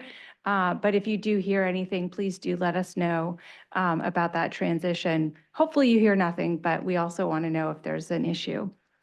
I also wanted to mention that we are continuing to sell our summer youth passes for the June through August timeframe for $38 for youth 18 and under, so they can, peruse the cities and go to the places that they want to go to during the summer. So it's a very reduced rate for the youth to get into trouble. One of the good pieces of exciting news that many of you have already heard is that we are doing our surf groundbreaking ceremony this Saturday at 2:00. And it'll be located at the future 5th Street Station area. It's really for elected leaders, community supporters, consultants, and staff. So I hope to see everybody there. There'll be some nice swag, some nice conversations that we'll have about kicking off this really important, transformative, generational investment in our community. And then the final thing, and I think is, as much as I love this surf groundbreaking, the MSD board members already know, but we have been selected as the 2025 Outstanding Public Transportation System Award winner in the small operator category from the American Public Transportation Association. And it's not to be understated by any stretch of the imagination. This award is really significant. It's prestigious. It honors our achievements in efficiency, innovation, and our commitment to delivering high-quality public transportation for our communities. So we are tickled that we got this award, and we'll be in Boston to receive it later on in September. That's all I had. All right, thank you. Comments, questions? Okay, we'll go to our final report from the Monterey Bay Air Resources District. I don't think we have anyone. Okay. Do any public comment on our agency updates? I'm not seeing any hands raised. We've only got a few folks with us online. All right, we'll go to any item number 6, reports on meetings attended by board members at transportation agency expense as required by state law. Any reports? All right, we'll close that one. Move on to executive director's report. All right, thank you. Thank you. First off, Director Smith noted that we have we have our acronym guide. It's actually a new guide. We've updated it. So the one on the dais today is the latest and greatest version of that. If you see anything that's missing, want to add, we'll put it in the next version. Eloise has been reaching out to schedule meetings with me to all the directors. If you aren't interested in meeting, please let her know as much as getting a meeting scheduled. I hope I have a chance to talk with each of you individually. Remind you that there is no July meeting. TAMC goes dark for the month. We have an open job posting for our contracting grant management coordinator. So there's the information on that job is on the TAMC website as well as posted at other places. But if you have anyone who would be interested in that, please have them look at it and apply. There is also on the dais a flyer for the Vision Zero program, and there's a survey that's out. If you have, if you're active in social media and would like to post information about it, that'd be excellent. And if you need any content, please let us know. And then finally, the Toro Park closure project is expected, all of the temporary materials expected to be removed by the August 1st. Or earlier, that's up to the county, but that's our expectations and our coordination with them. That concludes my presentation, my report. Comments, questions for our executive director, Kate? Comments, questions? Yes, thank you. So the last comment that you made about the Toro Park, that should address the public commenter too, in terms of the question about the materials being there and the closure at that location. That's correct. Thank you. And then one other question is if you could just remind me of what our motion was regarding the AI technology, because I believe it would answer another question that we received in public comment. I can't off the top of my head quote the motion that the board made. Essentially, it's to implement the adaptive signal control as a pilot project with Caltrans, implemented at all 9 locations. And we are funding that for a 5-year period. We'll see how the adaptive signals benefit traffic along the corridor. And that essentially becomes the new baseline as a comparison for the roundabout alternative, which is the preferred alternative in the EIR that was done for the corridor. So we don't have any understanding of the exact benefits of the adaptive signal control until after it's implemented. And then we'll be able to use that information as a point of comparison. And then that will be brought forward to the board as future decisions on how to move forward. Thank you. Through the chair, someone reached out to me, so I think we may have all received a letter. The concern was in our annual report, we said the adapters were temporary. And that's what the objection was. In the annual report, it says it's the AI is a temporary holding point until we go into the 9 roundabouts. And that was the objection. You know, if we haven't made a decision, then why are we saying it's only a temporary solution? And that's what the objection was. So it's in writing and it's in the public about these AI adaptive streetlights are only temporary. And it's stated as though it's only temporary, as though the roundabouts would be mandatory or going forward. That was the objection, and that's what people are pushing back against. So somehow we chose that word in the annual report, and that was the concern. So. And the adaptive signal controls are temporary, per our agreement with Caltrans as a pilot project. But if they're successful, we can make them permanent. So that's the nuance, in the language. No, I got it, but that's why we keep receiving that pushback because it's not clear. I think your statement is clear to us that what you just said is clear, but that way, when we get this, we can say, there must be some confusion because as far as the board understands, it's a temporary pilot project that may become permanent. Just like roundabouts may be the ultimate solution. Yeah, okay. I just think we've got to make that clearer somewhere out there because that is, I'm getting that same response that we all have. And it's just a little communication on that, but I think it'd be really good for us to get that out sooner than later. So the status of that project is that we're waiting for Caltrans to review our edits and requested changes to the co-op agreement. And that is needed that the co-op agreement is needed for the funding that the board is committed to. Once that is done, they'll do the procurement for the equipment and they'll start the installation. So there's that period. So we could talk about trying to get out ahead of that, but until for me, I'd rather get the equipment on the ground and then talk about the results versus trying to counter this discussion with the advocate for the signal control. No, I understand that, and we have it clear. See, what I was trying to stay away from is clawing back those annual reports, that document that's been printed. It's printed as though the streetlights AI is temporary, and we're going forward with the roundabouts no matter what. So maybe we could just have you put out a memo stating what you just said.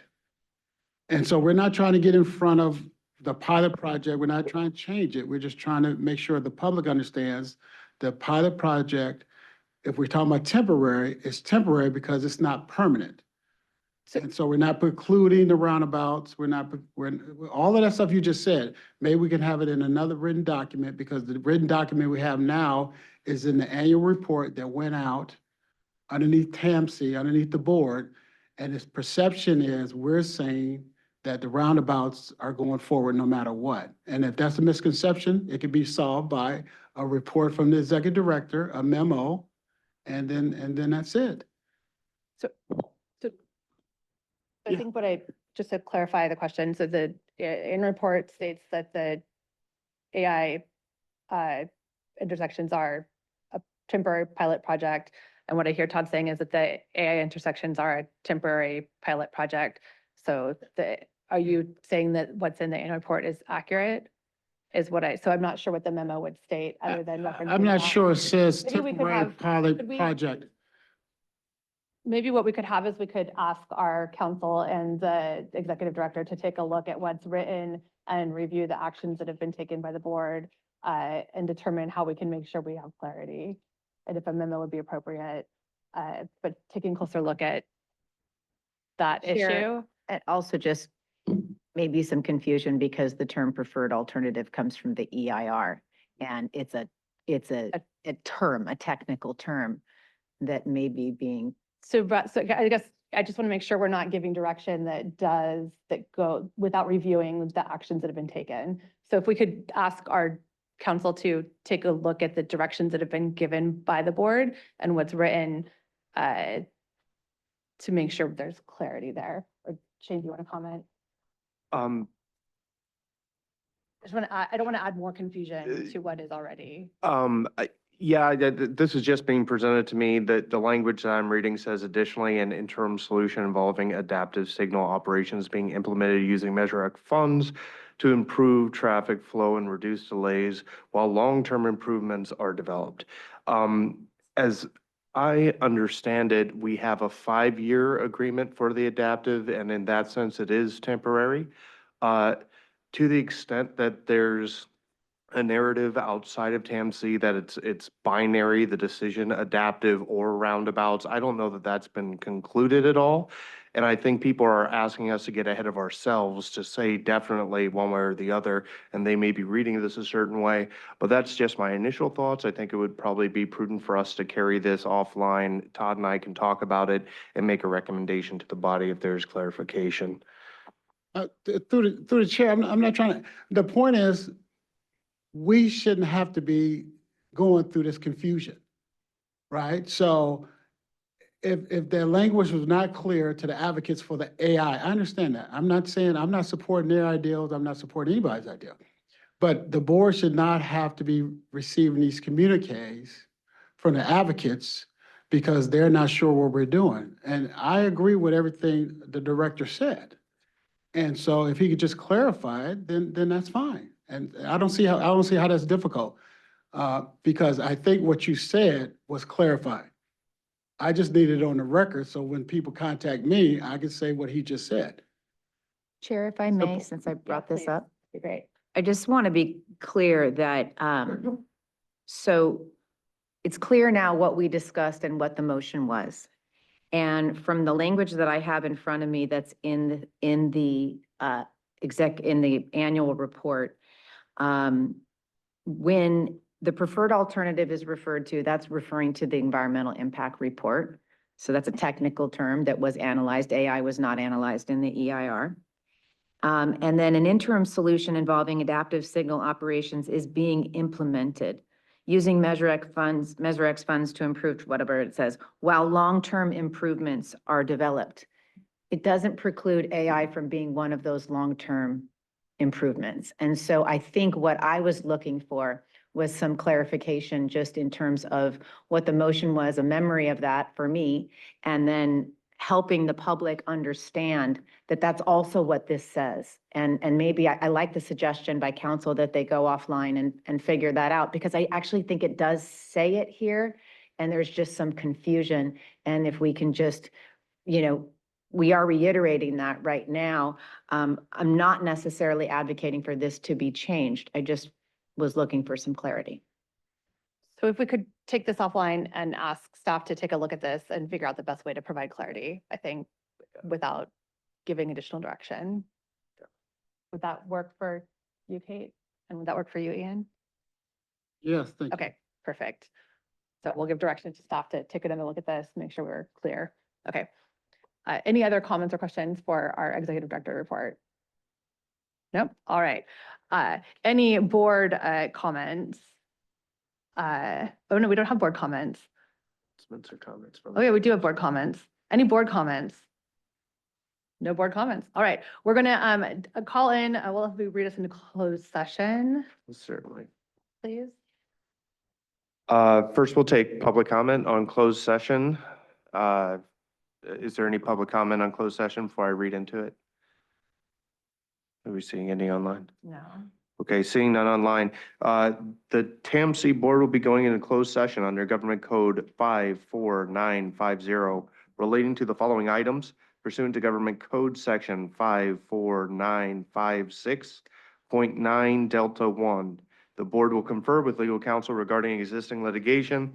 And two items, number one, Museum of Hand-Car Technology LLC versus TAMC with case number to follow. And then Museum of Hand-Car Technology LLC versus the California Transportation Commission with case information contained in the agenda. With that, we'll go into closed session.